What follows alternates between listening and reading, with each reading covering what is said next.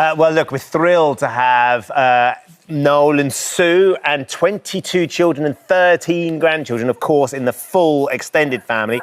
18 of the family are joining us now. We're going to try and introduce as many of you as we can. We've got parents, Sue and Noel, of course, alongside Millie and her new husband, Harley. They've got their 3 children, Chester, Elodie and Ophelia. Congratulations, by the way. Thank you. Winning. Yeah. We've also got child number 8, Katie, who's got little Ronnie on her lap there, who's making his presence felt. It's lovely to see you all. And then we've got numbers 20, 21 and 22. That's Archie, Bonnie and Heidi. As well as number 13, 3 to 16. That's Max, Tilly, Oscar and Casper. And last but not least, numbers 18 and 19, Hallie and Phoebe. Good morning, everybody. to you all. Good morning. Can I just say, first of all, I have 2 little lads. To get them out the house in the morning is a nightmare. Congratulations for managing to do this. Oh, it is a mission. What are mornings like in your house? They're chaos. Like getting the kids up. I mean, there's some that definitely don't want to get out of bed, mentioning no names. Oscar. Who doesn't want to get out of bed over there? Yeah. Is it you? And then getting them their breakfast, and then there's always missing shoes. Always. Can't I was just find going a to say, there's coat. always a shoe missing, isn't there? Yeah. Always one. I can imagine. And how many times do you have to tell them to put their shoes on? So you say, all right, everyone, coats and shoes on, then you go around tidying the house or the kitchen or something, you come back, they're still sat there. No shoes, no coats on. Oh, no. Exactly I say the that same. 5 times. Yeah. We're just passing Ronnie out so he can have a little bit of a walk around the studio. Vix is taking control. You're in charge now, Come Vix. on, Vix, you can do it. It's just such a fabulous thing to see you all here together, Sue and Noel. Let's just ask, because we talked about Christmas and how magic Christmas is. How was Christmas at the Radfords? How many of you were there? What was the intensity like? It was amazing. Yeah. So we had Millie, Harley and their 3 children came, and then we had Sophie, Joe and and their Joe 3. and their 3 kids as well. So I think there was 30 of us in total, and it was bedlam, but it was amazing. Like, Christmas is just such a magical time in our house. Who does the cooking?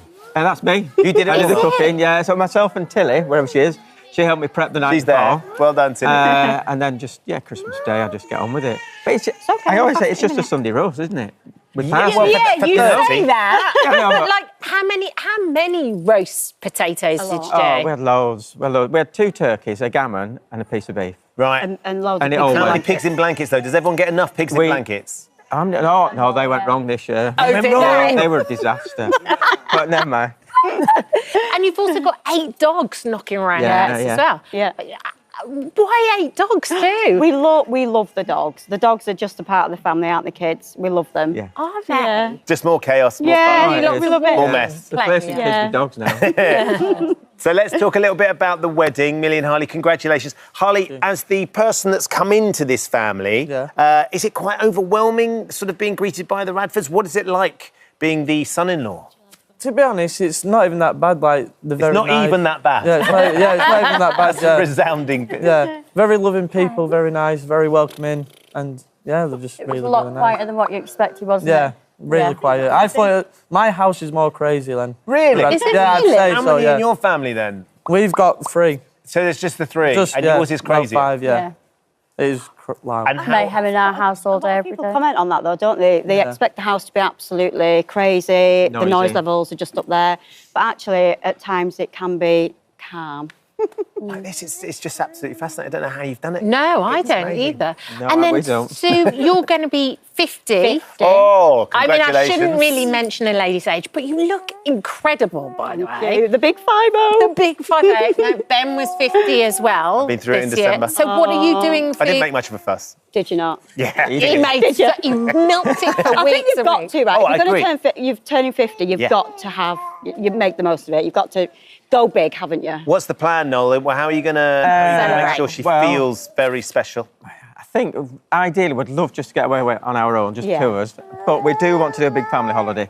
Everybody, grandkids, just everyone. Yeah. So that'll be getting on to, God, I don't know, 35, something Yeah. like that. Wow. Something like that. Have you ever done that before? And what are people's responses? You know, like when you all come down to the pool. Look, how do you Yeah. get enough sun I think the lounges? well, the most we've had is 26. Yeah. Okay. And it's all right. Was it? Yeah, we don't do hotels, we try and do a villa. It's a bit Right. more controlled. So You know, yes, just everybody you is. lot. The funny part is when you're going to check in to get on the flight and you hand all of the passports over. Oh, yes. And their face is an absolute picture. It is so funny. Yeah. And of course, Katie, little Ronnie's gone somewhere. He's being looked after. But is it lovely having little ones when you've got such a big family? Because there's so many of them that can be looked after by their brothers and sisters or their cousins. Yeah. He's never short of cuddles. He's never short. Yeah. I was going to say, but because that's one of the things, like, isn't it? You know, it's a busy time, and you've got little ones on the floor being looked after by their aunts and uncles. Yeah, they've all got someone to look after them. Yeah. So I guess the big question is, Katie, Millie, are you going to emulate the size of the... You know, every time it's crazy in our house, we always say to each other, like, why did my mum ever have more than 3? Because I will never have more than 3. That's just enough. That's what I've always said. Because with 2, you've got the hand each, haven't you? But with 3, you really don't have that spare hand, so... But you're not ruling it out, though, Harley. You're saying maybe in the future? In the future, maybe, yeah, but not right now, no. But you do know... All the kids are in nursery, Right. and Elodie starts next year, so... Right, okay. Gives us a bit of our time as well. But the thing is, Harley, you see, if you do emulate kind of this family situation, then you're going to have to run out for pints of milk in the morning. And like bread. How many loaves of bread did you get in the morning? About A couple of 3 a day. Milk, maybe 18 pints a day. We can go to the shop at 7 o'clock at night, buy 12 pints of milk, and quite often it's gone by the morning. Cereal bowls everywhere. Wow. You have to bring milk home from work. How many fridges do you have and things? 2 fridges, 2 freezers as well. 2 fridges, Puts 2 everything into freezers. context, doesn't it? I mean, it really does. Yeah.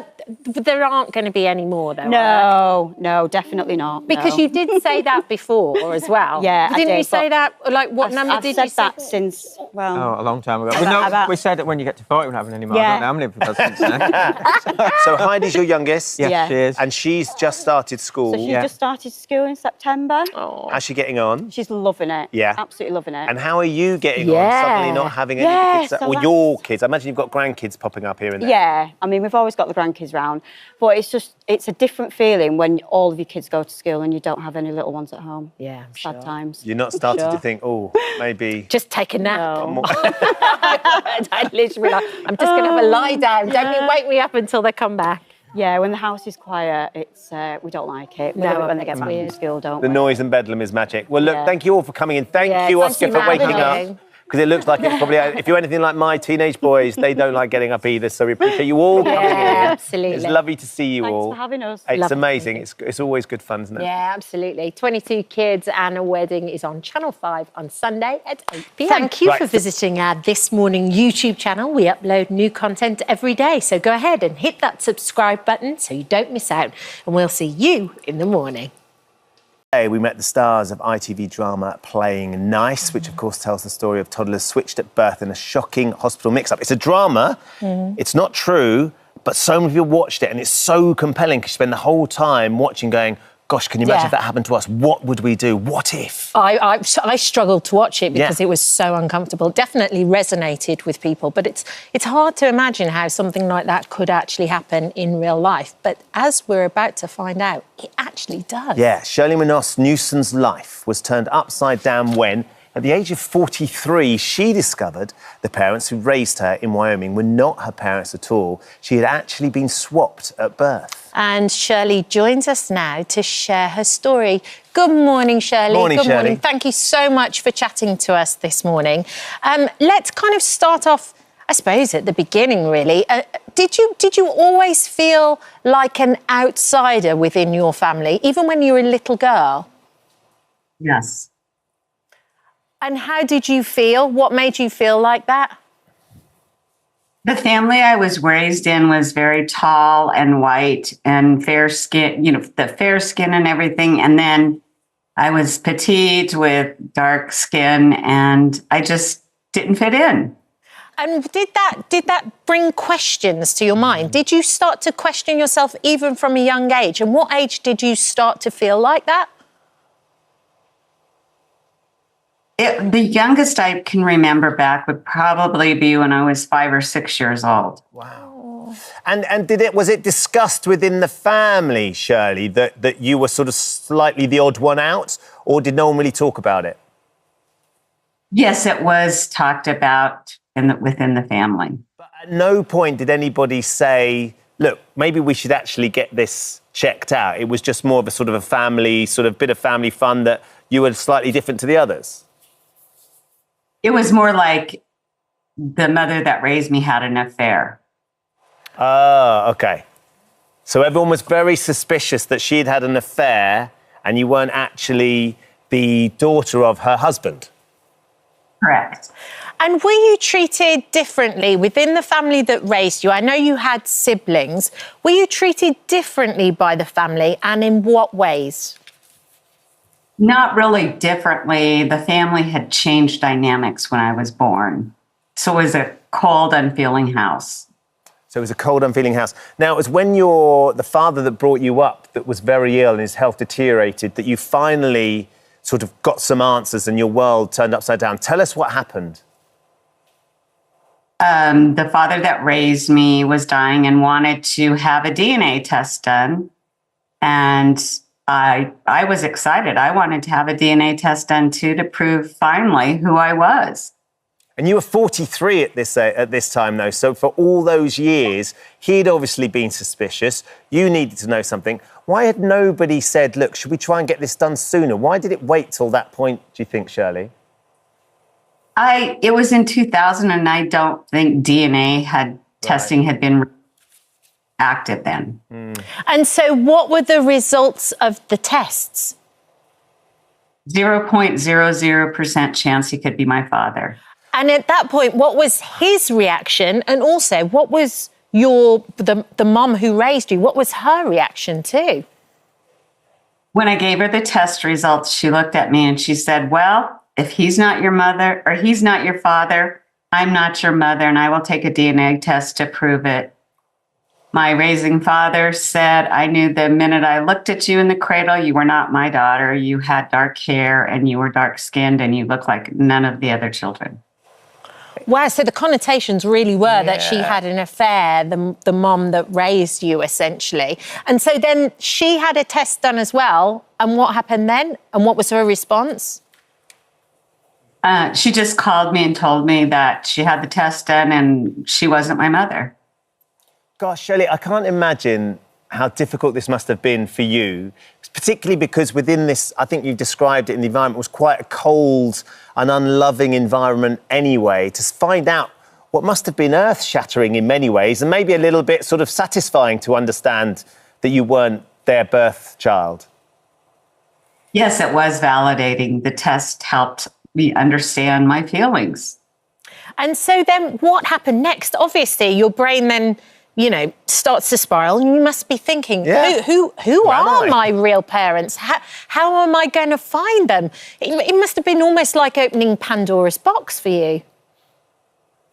I just became a private detective and went and looked at the library for admissions and dismissals, and I went to where the birth certificates were and did all this research and found out through my attorney found out that where my mother was, and I spoke with her. Gosh, okay, so just before we ask about that, because that must have been an experience in itself, the hospital, you knew where you had been born, and your parents who brought you up knew where they had had their child. What did the hospital say when you went to them and said, I was swapped at birth, and and were they able to explain it? They said maybe someone came in and switched the babies for a joke, or they were in the dads were in the grocery store and they switched carts. They came up with crazy ideas. What, the dads switched the carts while they were shopping? That was one of their reasons. So, oh my Lord. I mean, that's even crazier than the fiction that they would suggest that. I imagine that they were very nervous about admitting responsibility. Yes. So what happened with the hospital? Did you ever get to the bottom of what really went on? No, we will never know. And is that because you settled a case with them out of court, so you never got the final investigation? Yes, and I did a lot of investigating, and there just wasn't any way you could explain how it happened. Gosh. Okay, so now take us to the moment when you met your biological mum, and how did you find her? I found her through my attorney, and she was kind of cold and very leery. She knew her daughter was her daughter, and she was very upset. So she wasn't as receptive to me. So the daughter that you were swapped with, she fully believed that was her actual birth daughter? Yes. So really difficult because she's being cold towards you. Your own family that brought you up were being cold towards you. What was their reaction to the long-lost daughter that they suddenly found? They had parties and welcomed her, and they had banners hanging all over, and I ended up going there because of my birth mother, Polly, wanted me to go to the. And then did you eventually develop a relationship with your biological mum? And how was it? No, I never developed a relationship with my mom. She just was not there for me. But my Aunt Mary, her sister was. She took me in and became my surrogate mother.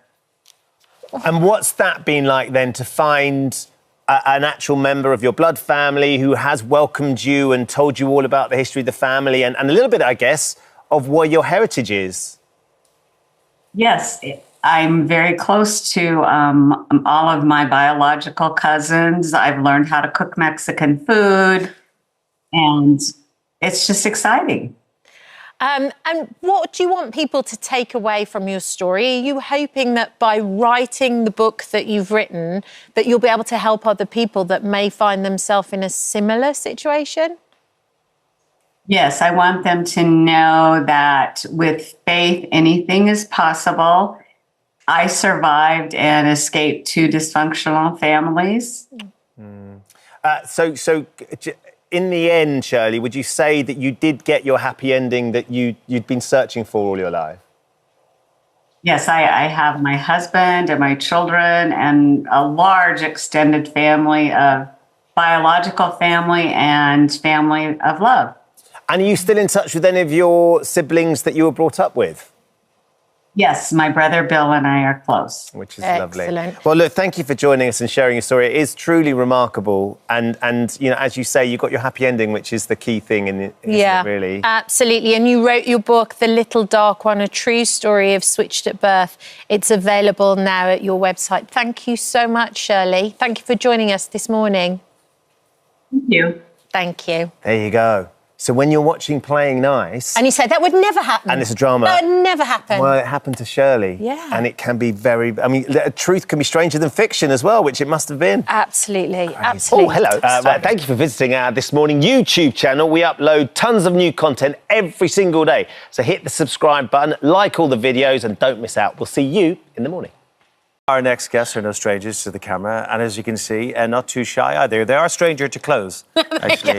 They hate clothes, if anything. They don't like clothes. No, this is brilliant. These are the Denton Dream Boys, which are a group of men, all from a very sleepy little village, Denton in Norfolk, who have stripped off for a nude calendar, but in the name of charity. So it's all for a great cause. Yeah, we are delighted to be joined by Mr. January, Wayne Mayhew.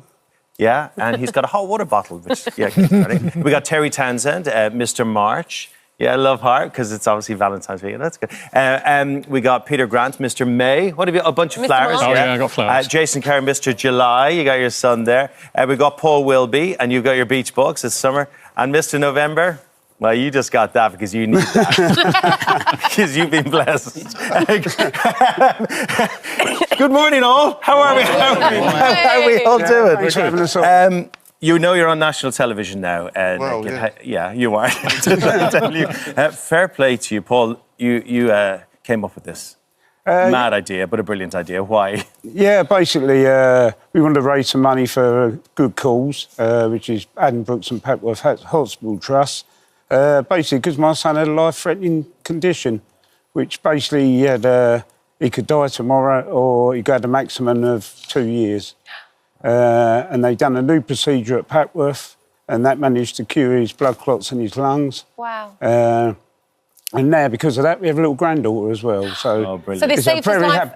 Saved 2 lives, really, and brought another one into the world. Oh, fantastic. That is amazing. So you thought, I want to sort of pay it forward, raise some money for that hospital, but you'd done loads of different fundraising things, hadn't you? So how does this suddenly come about? Well, the village is always raising money. We're a very close-knit village. Yeah. Always, everyone's willing to chip in to raise a bit of money. But I wanted to do a bike ride originally from Kent to Norfolk, but with an ageing body.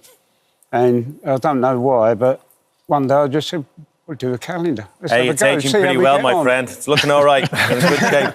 Don't worry about that. Yeah. Wow. And luckily, we got a good photographer in the village. So I went to him. He basically said, yeah, I'm up for it. And I sort of sold it to everyone that was a topless. Yeah, I sort of want to know how you sold this. Were you down the pub trying to recruit people? Because surely, Yes. let's go to Mr. January. He was. What made you want to get involved?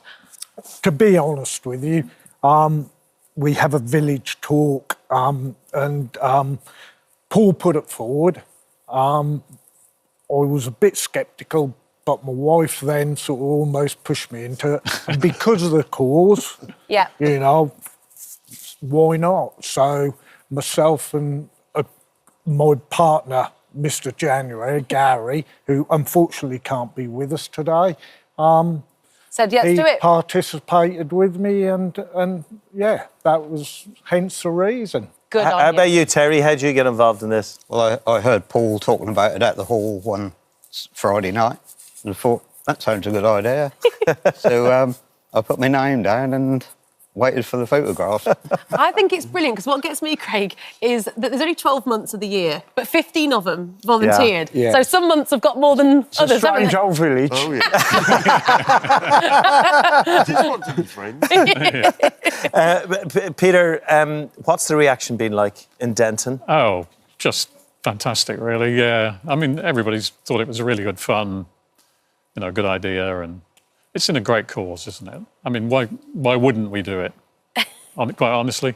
What have we got to lose? I think a lot of people would shy away from it, but I think the fact that there's so many of you doing it, there's strength in numbers here, right? Yeah. I think that probably helps. He twisted my arm, actually. Oh, really? Yeah. Oh, You, he did, Jason, yeah. recruited a few. And how did you pick your months? Because you got the nice warm month here. I did, and there was any chance to get the chopper bike out, so I thought, yeah, why not? Oh, there you are, look, in all your glory. Oh, I thought it'd be that's a very lovely nice. chopper. What? We're on the cusp at all points here, yes, yeah. getting into a lot of trouble. Phil, you seem to be vaguely knowing that you are naked on national television. You were surprised when I did tell you that. Have you enjoyed the experience? Well, I'm a bit slow. Yeah, I'm a bit slow. But have you enjoyed the experience? very much, yeah. Yeah, it's very nice. Very nice. And did you feel the Everybody's pressure been to nice. get into shape? Because you're all in cracking shape. Oh, well, that's very kind of you. Very You kind of are, you. you are. And I think it's really brave as well. There was a few of us I've got a gym at home, and there's the Banger Boys. They signed up, so it was a little man's club. So it ended up a little chat and work out a couple of times a week, hit the diet. Christmas has come, obviously we put it all back on, but it was a good time to meet up, talk. So and we've carried on. So yeah, it's been good. So the reaction's been great. You've sold a lot. Yeah, I think we Yeah, I have. think we're getting up to 700, just under 700 now. Which Oh, is fantastic. amazing, yeah. Oh, great. And you are on television now. I'm guessing there's going to be a bigger demand We to hope get some so. more Yeah, vintage. how do people buy them? so. How do they get them? They just go onto eBay and Google Denton Dream Boys and it comes up. Denton Dream Boys. Get Googling. And there's Get also- on eBay. There's also a Just Giving page as well. That, again, just Denton Dream Boys. And if we can get on here and do this, you can put £1 in your pocket and put it on the Just Giving page for us.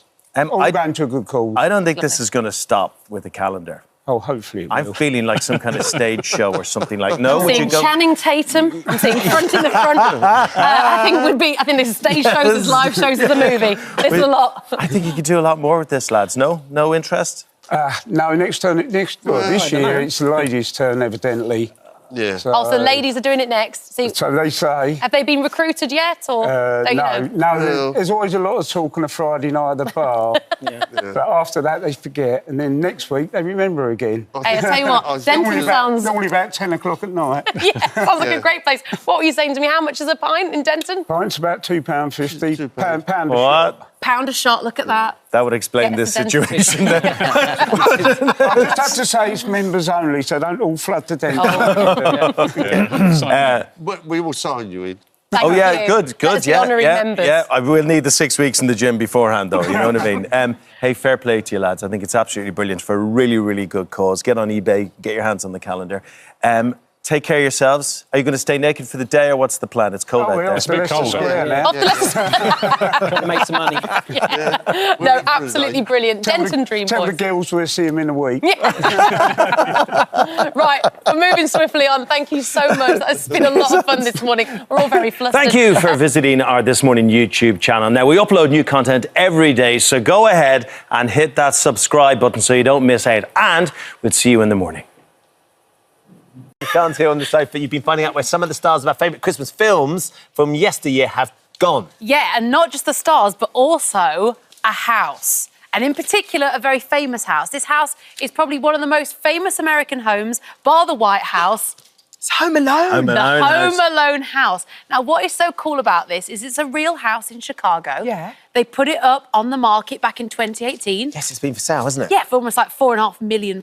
So what, you can actually buy this if you've got that money? It sold almost straight away the minute it went online. But what that means is we've got photos of the inside. Oh, yeah, of course. So we can It's like compare. Rightmove. It's exactly Now, that. I know a lot of people will be watching this movie later on tonight because it is a Christmas favourite. Oh, it's a bit more modern. Now, when you're watching it looks it, nice. look at that iconic staircase. It's now very minimalistic, very like pale. Look at the living room. Look how different. Look at that fireplace. It's changed. It has. Oh, I prefer the new one. I like The kitchen's had a modern Oh, the kitchen's sort of weird. upgrade there. It's like your kitchen. And then the four-poster bed's gone. It's like your four-poster out. Surely that's my house. Which one do you prefer, guys? Obviously, we like the Home Alone one, Yeah, don't we? It's of more course. warm. And so many memories as well. And the good cozy. fact about the Home Alone house in the movie is that every single thing you watch in that house is red or green. Every single thing. They made it They a themed conscious it like that. a decision. Yeah, so from the sofa to the Oh, carpet, watch they're the that only back. colours Really? they use in the whole I house. love it. Apparently, there's a cinema in there as well and a gym. There's plenty of stuff. Look at the All right. size of it. Oh, it's a really posh house. Another Christmas favourite, of course, is Love Actually, which, again, all the families will be fighting over which one to watch tonight. And you remember at the end of the movie, there was a little girl called Joanna who sang the house down with All I Want for Christmas. Do you remember that moment? Let's have a look at this. Incredible singer. The actress is Olivia Olson, who played that role 21 years ago. Wow. Can you believe she's here with us now? Olivia, happy Christmas. Happy Christmas, Olivia. Merry Christmas. Oh, Thank you for having me. Thank you so much for joining us. And I can't believe 21 years later, we're still talking about this movie. Did you ever have an inkling that it was going to be as big as it was? I had no idea. I was only 10 when we first filmed the movie, and I didn't really know who any of the actors were, so I didn't know the gravity of this massive, massive film that I was going to be a part of. And it's great that it's become more of a classic every year. Olivia, how did you get the part?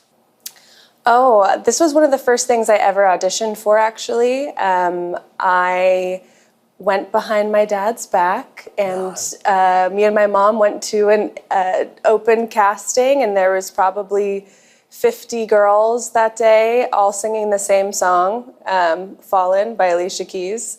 It was the song of the year. I also sang that.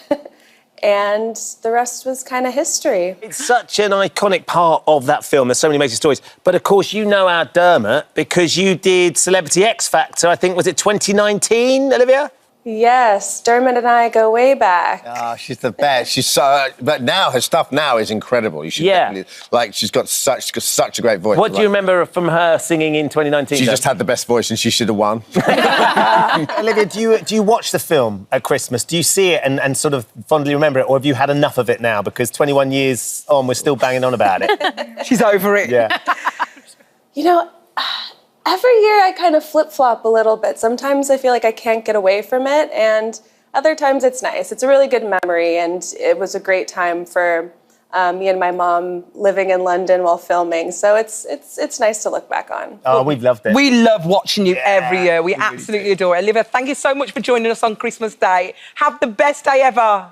Thank you. Lots of love. You too. Merry Christmas. Merry Christmas, darling. How amazing is she? Amazing. And Sean, thank you so much. Merry Christmas to you. Can I have a bit of this Bucks Fizz? Knock yourself out, darling. Knock yourself up. Cheers, Josie. Thanks for that. Thank you, guys. Merry Christmas. Merry Christmas, guys. Merry Christmas, guys. Thanks for visiting our This Morning YouTube channel. We upload tons of new content every single day. So hit the subscribe button, like all the videos, and don't miss out. We'll see you in the morning.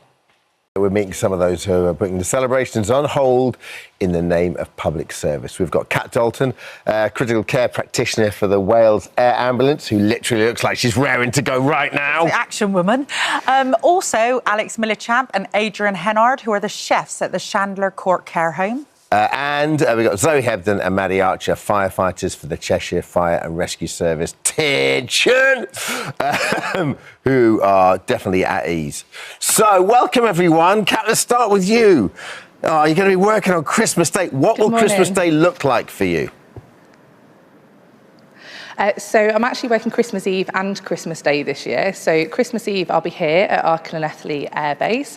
So I'll be responding on our helicopters and rapid response vehicles to the sickest patients in Wales. This will be medical cases and trauma incidents. It might be cardiac arrests, road traffic collisions, falls from heights. Anywhere that we can deliver our advanced skills. We're able to administer pre-hospital anaesthesia, administer blood products and perform surgical procedures. And we basically bring the hospital to our patients. And then Christmas Day, I'll be up in the ambulance control room and our critical care desk, where I'll be looking at all the 999 calls coming into Wales to work out where to send our 4 crews that are on duty on Christmas Day. We hope we're not needed on Christmas Day, but unfortunately, injury and illness doesn't stop for Christmas Day. Yeah. Kat, we need people like you to work these hours. And I've got to say from the bottom of my heart, thank you for everything you do, because you have got a little boy at home, haven't you? He's only 2, isn't he? So how will he be spending Christmas Day? Yes, and how do you do your Christmas with him? I'm very, very lucky to have a really good family network. So my little boy will be spending Christmas Eve with his granny, and then he'll be going for a sleepover at his grandparents' house and spending Christmas with his uncle as well, because both me and my husband are both working Christmas Eve and Christmas Day. And then Boxing Day will be our Christmas Day, so Santa's delaying his visit to our house until then. Oh, lovely. Great thing is, Kat, he's 2, so it's literally all about opening those boxes. So he'll be absolutely fine. Absolutely. That is such a cute picture of you two. And explain exactly how it works, because, you know, I sort of grew up in Essex and we have the Essex Air Ambulance there, but I imagine the terrain in Wales obviously is going to be so different. So, I mean, no 2 challenges would be the same for you. No, every day is different. We don't know what we're going to get called to. The phone rings and we go straight out the door. We could be landing on a beach. We could be going up to a snowy mountain. We could be going into the city. It really, you just don't know what you're going to go to. There's a lot of walking involved. We carry heavy equipment everywhere we go. So yeah, it's a great job, and it's the best job in the world. And Kat, you are a big advocate for females in your role, aren't you? Yes, I do hope I can inspire females to do job roles like mine. It is hard, obviously, having a family, being away from them for 12-hour days and away for a run of shifts. But I do hope that other people see this and realise that they can do this job. It's hard. There's lots of sacrifices, but as I said, it's the best job in the world, and it's just so rewarding, especially when weeks, months, years down the line we get to meet former patients and see how amazing they're doing, and that knowing that a small part of that is down to us and our team going out to them. Kat, you are amazing. You are absolutely amazing. To reiterate what Josie said, from all of us here at This Morning, thank you for everything you do. I saw you there with Santa Claus, so, you know, you've got some perks of the job. Do you... we just want to give everyone the opportunity to give their friends and family a shout-out. So anyone you want to say hello to around this Christmas time? Oh, good morning, Elias. Mummy's here. And obviously to all my friends and family who I literally couldn't do my job without the support of them. Just good morning, everyone. Nice one, Kat. Thank you. Thank you. We're going to move on to Alex and Adrian next. Alex, Adrian, tell me how you're going to be spending your Christmas Day this year. Right, well, we're going to be in the kitchen very early on Christmas Day morning, and we'll be getting all the food ready for lunch for the traditional turkey roast for them. And it's going to be a great day. I think everyone will get involved and spread a bit of festive cheer. And just to remind everybody, you're going to be at the Chandler Care Home there, and you're going to be creating Christmas dinner, but you're also got a special dinner on Christmas Eve, haven't you? Yeah, that's correct. That's correct. We're holding our famous fake away, and this year the resident chose to have fish and chips, traditional fish and chips, the night before Christmas. Yeah, Nice. so we will. So all the residents will be in their pajamas watching Christmas movies, and we'll deliver the fish and chips all in its wrapping and its boxing like a proper takeaway. Great. And on Christmas Day, lads, how many are you feeding? How many turkeys are you going to have to prepare? I think we'll feed probably between 80, 90. We invite all the family members to join them as well, and all the staff colleagues as well. So, yeah, it's a lot of turkey. 80 and 90. When do you start? Around 6 o'clock. 6 o'clock on Christmas Day. Wow. It's all in the prep. The residents are going to be helping us prep the sprouts and peeler spuds the day before, so that'll be a bit of the work done for us. Nice one, yeah. Put them to work, good lads. If you want to join us, we've got a spare peeler. And Alex, Adrian, you both got young families at home. What will it be like to not spend Christmas Day with them this year? Well, when we've both been in the industry for a while now, and I think all our family is kind of used to us working around Christmas. Right. We will catch up on Boxing Day, whenever we'll be off, and we'll just have our own little Christmas after. Right. I think they're proud of us as well, and I think they know that it's important that everybody gets to celebrate Christmas. So yeah, we just celebrate ours a little bit later. Yeah, nice lovely. Guys, who do you want to give a shout out to today? Can I say hello to my two girls, Hattie and Lily? Oh, hello, Hattie. Hello, Lily. Gemma. Yeah, and I'd like to say hello to my two daughters as well. And my wonderful fiance who is at home taking care of our little 5-month-old. Brilliant. And give us a wave to all the residents and staff there. Well done, guys. Thank you. Hello. Oh, Merry Christmas, and thank you for Cheers, giving Alex. up your Christmas Day Adrian. and your Christmas Eve. Thank you. Now, my son is going to be very excited about the next item. Zoe and Maddie are firefighters. Hello, ladies. Thank you for joining us. Tell us a little bit about the shift you're going to be doing on Christmas Day up there in Cheshire. So we're going to be working Christmas Eve and Christmas Day this year as well. We'll come in, do our usual checks, make sure that we're operationally ready to go. And then if there's any jobs throughout the day, we'll just make sure that we're ready, straight on the truck, get into people who need us. Nice. And Maddie, what would you normally be doing on Christmas Day if you weren't working? Well, usually Christmas Day is sort of a day for family, so we travel down to see my parents, and my siblings would all join up there. So this year, because me and my brother are both working on Christmas Day, we're having it early this weekend on the 22nd, and then I get another one on the 27th. So I get 3 Christmases, really. Oh, nice. It's worked out all right for you then. And in terms of the call-outs you get on Christmas Day, what would be the kind of thing you normally get called to? I mean, that could be anything. It depends. A lot of people travel on Christmas, so potentially there could be some road traffic collisions, hopefully not. Again, there's people cooking, there's people having a few drinks, so hopefully people are watching their cooking and not letting things catch on fire, because ideally we don't want to be called out because we want people to enjoy their Christmas Day. Yeah. So we just saw some pictures here that we flashed up. Are you like in a Hollywood film as well or something? You were Look at that. amazing. They're incredible, some of these like action heroes. Like, you should have figurines made of you or something. One last question from my son. Do you get to go down the pole? So devastatingly in Chester, we don't actually have any poles at any fire stations. So one day I want to travel to another station in a different county and have a go. Listen, never mind that. We're going to set up a campaign. Just get the poles in there. Come on. And ladies, is there anybody you'd like to wish a Merry Christmas to? You can go. I'll do a shout out to my partner Dan, who's going to hate that, and my mother, and then also my auntie Diane, who said they're recording this and keeping it forever. That's special kind of torture. Maddie, is there anybody you'd like to give a shout out to?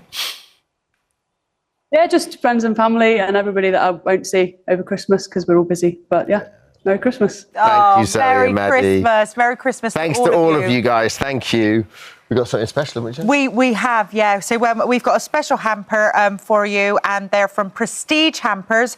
Each and every one of you are going to be sent one, and that'll be with you just in time for Christmas. And that is just from a big thank you from all of us at This Morning, because we would be totally lost without you guys. So thank you for giving up your time on such a special day. And this is time away from your families. So thank you. Thank you, very guys. much. Happy Christmas. Thank you. Bye. Bye. Merry Christmas. Thank you for visiting our This Morning YouTube channel. We upload new content every day. So go ahead, hit that subscribe button. You don't want to miss out. And we'll see you in the morning. All of that is the most wonderful time of the year, unless, of course, you happen to be a turkey. Welcome to the most this morning item we could ever do at Christmas. Our first guest today, Dave Brooker, and his best friend T2 the turkey. Now, they've been inseparable since T2 hatched 3 years ago. T2 now goes everywhere with Dave, from the pub to the dentist, even sharing his bedroom. But as it's Christmas time, T2 only has one wish, and that is to stay out of the oven. So to prove that Christmas dinner tables can be a safe place for turkeys, we've invited T2 to join us for a festive lunch this morning. Good morning. Poultry. This is a poultry-free zone, Dave. Brilliant. Do not worry. Do we use the C word around? Well, I use it as a joke often. So many people say, I wish you for Christmas. And I'm like, you've just said the C word, that's very rude. We don't use the C word, no. Oh, well, good morning, T2. Hey, Good morning T2. to you, Dave. So chilled, Dave. Look, Very. she's almost asleep. But she's used to everything. She's used to, going out to the pub and with children running around. So where did all this start? Where did it begin? Well, her mum was sitting on 12 eggs, and unfortunately the first two that hatched, it was July, but it was an English July, and it was cold, and they perished. So I set up a brooder with a heat lamp, and she was the first one that hatched. So did she sort of imprint on you then, Dave? Is that what happens? Yeah. When I went to put all the chicks back under the mum when they were strong enough to deal with the weather, she kept coming running back out to me. She thought you were a mummy. Parent in modern day. Yeah, all right, yeah, parent. Sorry, Daddy. A very fluid household at Dave's house. But yeah, Dave, are you a turkey farmer? No. So how come? So do you keep them or? Like... I've got I share sort of another 11 turkeys with where I've got my horses. Right. Okay. So I got into them on a lady's small holding, but I just keep them for their eggs because their eggs are delicious. Yeah. You are like Dr. Dolittle, aren't you? I am. Yes. 2 horses, 11 turkeys, and a few chickens. So were you a vegetarian before T2 came into your life? Actually, I wasn't even a vegetarian until I came on the show last year. Really? Oh, right. And it was talking to Josie and Alison that convinced me, I really don't need to eat meat. Well, they used to eat meat. They asked the question, and I thought, what? She's so intelligent and so... it just makes you realise how intelligent animals are. Well, she's such a companion for you, isn't she? What is it that you just obsessed with her about? Like, what is it what is the love? Like, does she give you cuddles or? Yeah, no, she definitely will. Does she? Yeah, no, she'll fall asleep on you with her neck, so her head right in your neck here. Just fall asleep. Very, very the most chilled out turkey I've ever met. Not that I've met a lot of turkeys, but she's very chilled, isn't she? She has her moments. Does she? Yes. When does she get a little... Well, she likes to... I think flock animals, they can be quite dominant at times. They want to protect their territory as well. And there's a couple of people at the horses that she enjoys trying to bully, and she will chase them. Is she quite dominant over you then? No. Oh, right, OK. No, we've got a mutual respect for each other. So how does the day-to-day work? Because she lives in your house, right? She lives in the house, yes. So you get up in the morning, do you shower together? And, No. She'll go like downstairs. A shower herself? No, she goes. Bath? No, she goes downstairs. She has her breakfast, which is a bit of mixed corn and some water, while I get ready. She sleeps on a blanket up in my bedroom. Lovely. She doesn't get off of that blanket till I get up in the morning, whether it be 7 in the morning or 9 in the morning. She is like a dog, isn't she? Yeah, Is she house trained then, Dave? Or- Unfortunately not, no. Oh, no. But plenty of tissue and antibacterial spray. Yeah. Where does she do her business? Like just anywhere she wants? I'm afraid. That's why, everywhere I go, I take a blanket to Yeah. be respectful for people. Now, you might be a vegetarian, but she isn't a vegetarian, No, correct? she's definitely so not. what is on her diet? What does she like? She definitely likes a nice spider, I'm afraid. Yeah. So my house is very free of spiders. Yeah. Anyone with spider phobias, I'm going to get one. turkeys are your answer. Oh, yeah, I'm And going then to in get one. terms of like the more unusual food that she might enjoy, what does she... She's been eating mince pie this morning. She Yeah. loves a little bit of mince pie pastry. She will eat cheddar cheese. She likes a Guinness as well, doesn't she? She does now we're sometimes like a Guinness. Do you take her to the pub with you as well then? Yes.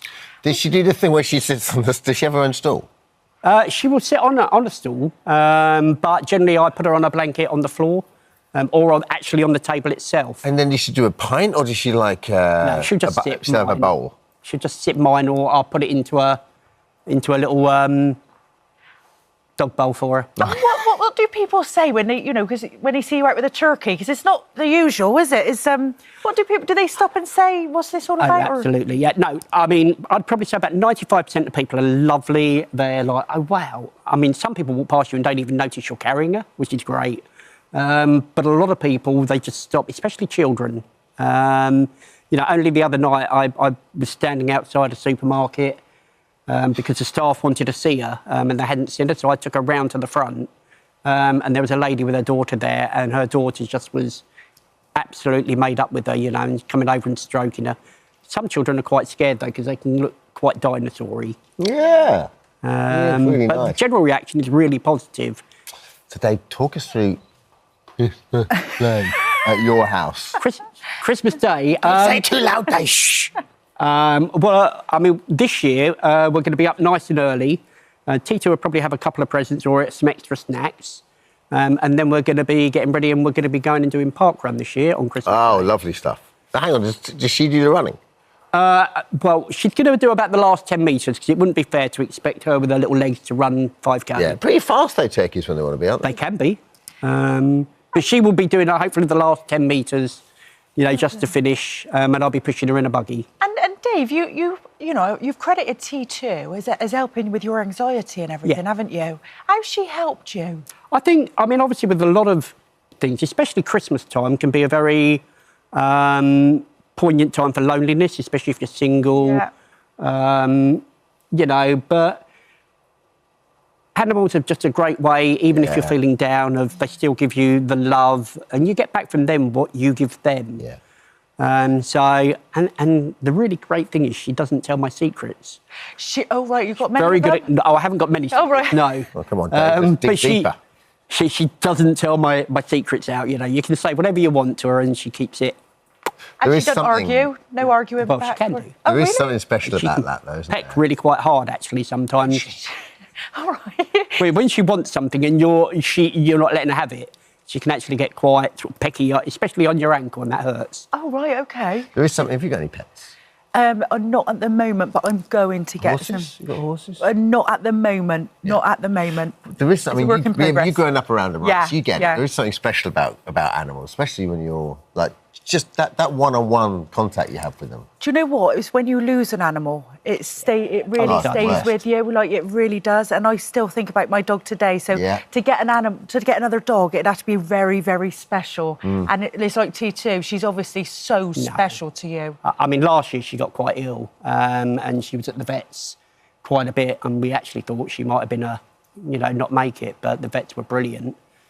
And she's 3, right? And you're telling me they 3.5. would normally live to about 8 or 9. They 10? can do, yeah, little between 8 and 10 years old. Yeah. So, but she actually has an implant to stop her laying eggs. Oh, I see. Because that's what was making her ill. Oh. And what are you getting T2 for Christmas, Dave? Well, all of her favourite treats, really. She'll get spoiled rotten. And get all her favourite treats. So, but I don't think there's anything. She gets whatever she wants anyway. What do you get? What do you get the turkey that's got everything? Hey? She might get a new blanket because she goes through them quite a bit. A nice Christmassy Dave, blanket. thank you so Dave, much. thank you. Thank you, T2. Nice to meet you, T2. The most gentle, loving turkey I've ever met in my life. Gobble, gobble. I love the way you say that. How many turkeys have you met? Have you spent much time around the turkey fraternity? Not this much time, No. no. But I do like her. She got a nice energy about nice her. vibe She's to her, got a hasn't lovely she? vibe, Absolutely, yeah. And thanks, Dave. Now, if you're Thank you so much for visiting our This Morning YouTube channel. We upload new content every single day, so go ahead and hit that subscribe button, and we'll see you in the morning. And the great man Edwin joins us now alongside his daughters Diane and granddaughter Laura, who's responsible for most of the playlist, I imagine. Morning to all of you. Good morning. Edwin, thank you for coming in. So singing's always been part of your life, hasn't it? Yes, it has indeed. Talk us, when did you first start singing and what I was did you a little boy, choir boy in the church. Yeah. I had the pleasure one year, Christmas time, once in Royal David City. Lovely. One of the choir members, the kiddies, sing the opening verse, and one year I had the thrill of singing the opening verse as the choir and the clergy walked down to pray through the church. And then you were in the RAF and you sang in the RAF, didn't you? Well, I didn't join, I was conscripted in those days in the RAF. And for a little while they had a dance band on the station when I first went in, and I said, can I sing with you boys? And they said, yeah, sing with us. So I sang with the dance band, just a few songs, you know. And then, of course, I went abroad and spent a couple of years abroad and came back home, wanted to sing. So I took singing lessons. I went to Miss Violet Russell, L-A-R-M, for my singing lessons, and I spent about 2 years singing lessons, and I learned how to sing. I learned how to I was a tenor, and I learned how to reach the notes and whatever. And then from there it went on, and I performed at Easter time, Olivet to Calvary and the Crucifixion and Messiah, and I was tenor soloist in these productions. Yeah. I would hardly call them productions, but I was a tenor Always soloist. been part of you then, hasn't it? Yeah. And I went on from there singing, and then I did quite a lot of acting, and I did pantomimes and all sorts of different things, singing all the time. There was one pantomime I was doing, and they had a group that were doing a little dance, and so the director said to me, Edwin, you get in the group and do the dancing. When she saw how I danced, which was absolutely awful out of step, she said, Edwin, I think you better move over there. I was about to say it's a triple threat. Very discreetly, she said to me. So you've always been a performer then, really, your whole life from a young age. But, you know, 9 years ago, you did stop singing, didn't you, Edwin? I did, yeah. Yeah, Well, can you tell us about that? Yeah, I lost my wonderful wife 9 years ago, who was so supportive and helped me with everything I did. And I just didn't want to know. I didn't want to sing. I didn't want to do anything, you know. Married for 60 years. My mum and dad and her mum and dad were friends. Actually, her mum and dad made my mother's wedding dress. Right. So I'd known Margaret all my life. Yeah. And it wasn't just the 60 years we were married, but it was all the years before we were married. I mean, Edwin, you have racked up millions and millions of views. On your TikTok alone, you've got 9 million likes. You must, you know, be a local celebrity now, or even a worldwide celebrity, because this social media is everywhere. What do you think Margaret would have thought of it all? Oh, she'd have been thrilled to pieces. She would, wonderfully supportive. She would have been, and you know, I can't really say how supportive she was, and she would have been thrilled to pieces. Let's bring in Laura and Diane. So what got him back on the horse? What was it? I think he says, and I totally believe this, he got a message from my mum saying, you must sing again. Yeah. You must do this again. You love it, you must do it. And so we found a local studio in Bournemouth, and we went along, didn't we? Yeah. And it just went from there, really. He started singing, thoroughly enjoyed it, knew that my mum was watching over him and was sort of supporting him. And he just carried on and on and on. And then the new management and AR. So, Laura, was it your idea to put your granddad on TikTok? Well, Liv, my twin, initially said, why don't we do it? And then we sort of thought about it for a few days just because, you know, we were concerned whether it would land on the right side of TikTok, whether we would get nasty comments. But we thought, we presented it to Grandad, obviously, and everyone. And then we thought, yeah, why not? Let's just do it. Yeah, and it obviously has landed on the right side of TikTok. Do you have any idea how much this would blow up? Oh my gosh, no. None at all. We were hoping it would get just a few hundred likes, like his videos, but the first one, how many, Grandad? About 6,000 likes, Something I think like the first that, one yeah. got. Couldn't believe it. So we thought, oh yeah, we'll just keep Somewhere over posting. the rainbow from Yes. yeah. And I was in a play. I was the lion in the Wizard of Oz. Yeah. You know, years ago. That was the part I played. Sung a song in that. I can't remember what it was. And Laura, and you and your twin Liv, do you sort of pick the songs that you think you should sing? And obviously you pick songs that are still are in his range and his comfortable. Yes. Well, Grandad obviously has the songs that he likes to sing, but for TikTok, we try to see what's sort of trending at the minute. Like a couple of years ago, the Sia Snowman was trending a lot, so we got him to do that. Yeah, we just sort of see what's sort of viral at the minute and present it to Grandad. Some of them he does, some of them he's not so keen on, so he doesn't do. Edwin, what's been your favourite new modern song to sing? Video games, I thought was a... Video games, yeah. To be honest with you, video games, some company wanted me to sing video games. I did it. I hated every note of it. Why? It's such a nice song and it's so comfortable. And it's had 3 million likes. You've got to give the public what they want, Edwin. All right? Well, we enjoyed it. We enjoyed it very much. You like it now, though? Oh, I like it now. Yeah, but, I just can't remember. These girls give me these songs to sing, and they say, "There, Grandad, you've got to do this one. This is really going to town." I've never heard it before, so I get it, download the singer on the computer, you know, sing it about 1,000 times with the singer. So I get to tonight, then I get my backing track, which very often my studio guy, who is absolutely brilliant, Arthur in Sizzle Studios in Bournemouth, fantastic, will make a backing track for me. And then I will sing to the backing track. But it's not easy, I might tell you. Singing the songs I've always done, the Bing Crosby's, Frank Sinatra's, and, you know, the songs are easy to sing. You always get a little bit of lead, a little bit of, you know, the melody in the songs. But these ones today, you just don't. Yeah. Do you know what made me laugh this morning? So I asked everybody in the office, I said, "Where's Edwin then?" They said he scooted past the office quicker than any guest we've ever had. I said, there is no slowing this man down. Yeah. Edwin, what's next for you? And what would you say to anybody out there that's thinking about taking on a new hobby like you have? I would say to don't give up. I mean, old people, some play the piano and they stop playing the piano. So I say to them, get back and play the piano. Well, you're a singer, well, sing. Do you like doing this? Well, don't. Just because you're getting old, you're not getting old these days. Do what you want to do and don't give up. And you'll live another 20 years. Yeah, but that's such, honestly, it's just brilliant. love that. It's not even advice, it's like a mission statement.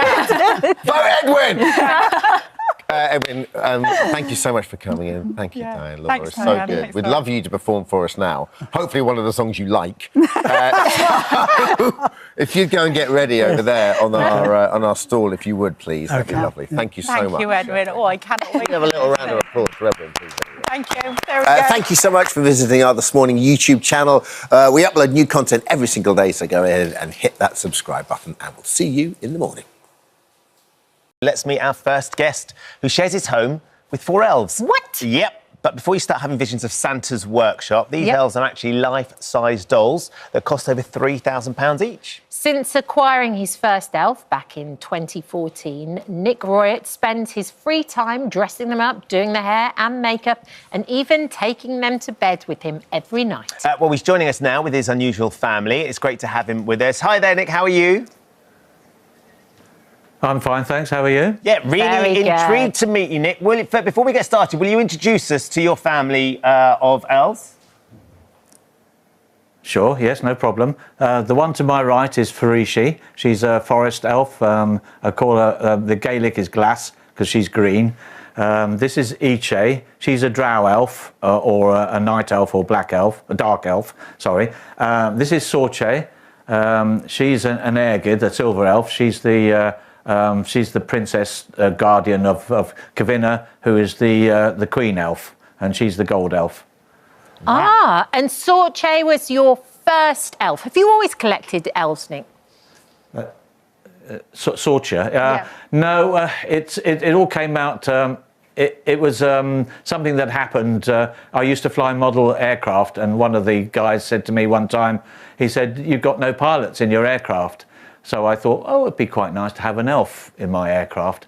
So I did some searching online to get some elf pilots.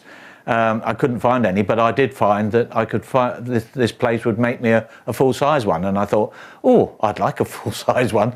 So that's what I got, and Sorcha was the result. So when you say, oh, I'd like a full-size elf, I mean, that's quite a leap from trying to put one in a model aeroplane to actually having a full-size one. What was it about having a full-size elf or a full-size doll that you thought would be fun and interesting?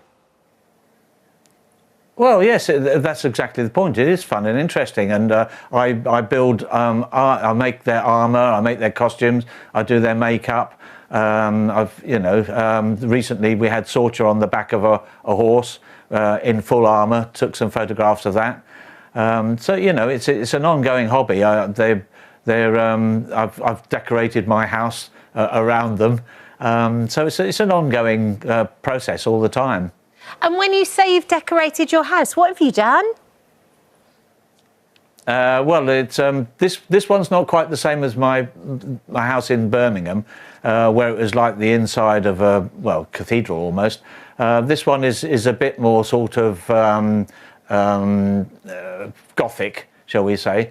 So I've put the Gothic backdrops up on the walls. They're actually I've used them as wallpaper, so that the house looks bigger, because it's not very big here, to be honest, and it looks bigger, and it's sort of a nice background for the elves, and it makes good backgrounds for photographs. We just had a little set. I think one of the elves has been getting into our sound here, because we all one of the naughty elves, the Christmas elves. Can we just double check we can hear you, Nick? Oh, that would be Iche. She's mischievous. Iche's a bit mischievous, so it might be her. Nick, one of the fascinating things about this, and people will be sitting at home watching, saying, and clearly you enjoy their company, but what have the elves brought you that you're not getting from some human companions? Well, they're here, basically, Ben. They're always here. So were you quite lonely then, Nick? Did you? I mean, is the point that actually you were quite happy on your own and you didn't have a lot of friends, and actually this has been a sort of way of creating a surrogate family? I have friends, but I quite like my own space. In fact, I like my own space a lot, and I enjoy their company, because they're there. I don't do the psycho thing, and I don't sit there and have conversations with them. But if for instance, I trip Farish is sitting there, and when I walk past, I sometimes catch her feet, and I say, "Oh, sorry," and things like that.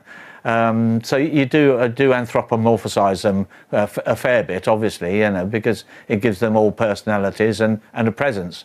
And that's what you want. But other than that, they don't interfere with your daily life. Well, I was going to ask you about your daily life, actually, Nick. So how do you function, and what do you do? And do you have a set routine that you do every day with them? Not with them particularly, per se, because I have lots of daily routines, because I still work part-time. And there's just the general sort of day-to-day running of the house, because I'm on my own. It's the house needs looking after, it needs repairs, the garden needs doing. Since I've been here, I've built a shed, a workshop, a porch. I've had a conservatory built on the back, a new bathroom, done all the insulation in the ceilings, had a new roof, had solar panel. So the list goes on. Yeah, we saw a little picture, I think, you and Iche. Iche's the one that you take to bed with you, and I think one of the things that people... This one, yeah. That one there. But one of the things that people will be wondering is whether the relationship you have with the dolls is more physical as well, but that's not the case, is it? No. I mean, all I have, because I mean, she's wearing more clothes than most women do. But no, just cuddle. They're nice to cuddle. It's better than the sadness of just cuddling a pillow, isn't it? And the lovely thing is that they actually warm up, and because they've got metal skeletons, they actually retain the warmth. So as long as they've got the bed covers on them, you can get out and potter around for a bit, come back to bed, and they're still lovely and warm. And of course, they're not hot or anything like that. They're human warmth. And what do your friends or family make of this, Nick? And have you had much negativity or criticism about it? No, actually, strangely enough. Some people, obviously, strange people, strangers to the house, I should say, come in and sometimes they're a little bit shocked, especially when they see Kavina, because she's so tall, you know. she can be a bit scary, which was the idea. But normally people just say, you know, they're a little bit fascinated by them, you know. It's surprising how many people come out of the woodwork about how they like sort of Lord of the Rings and elves and all that sort of thing. I've got people across the road, they're into the Lord of the Rings, and I've got people next door but one, they're into dragons, you know.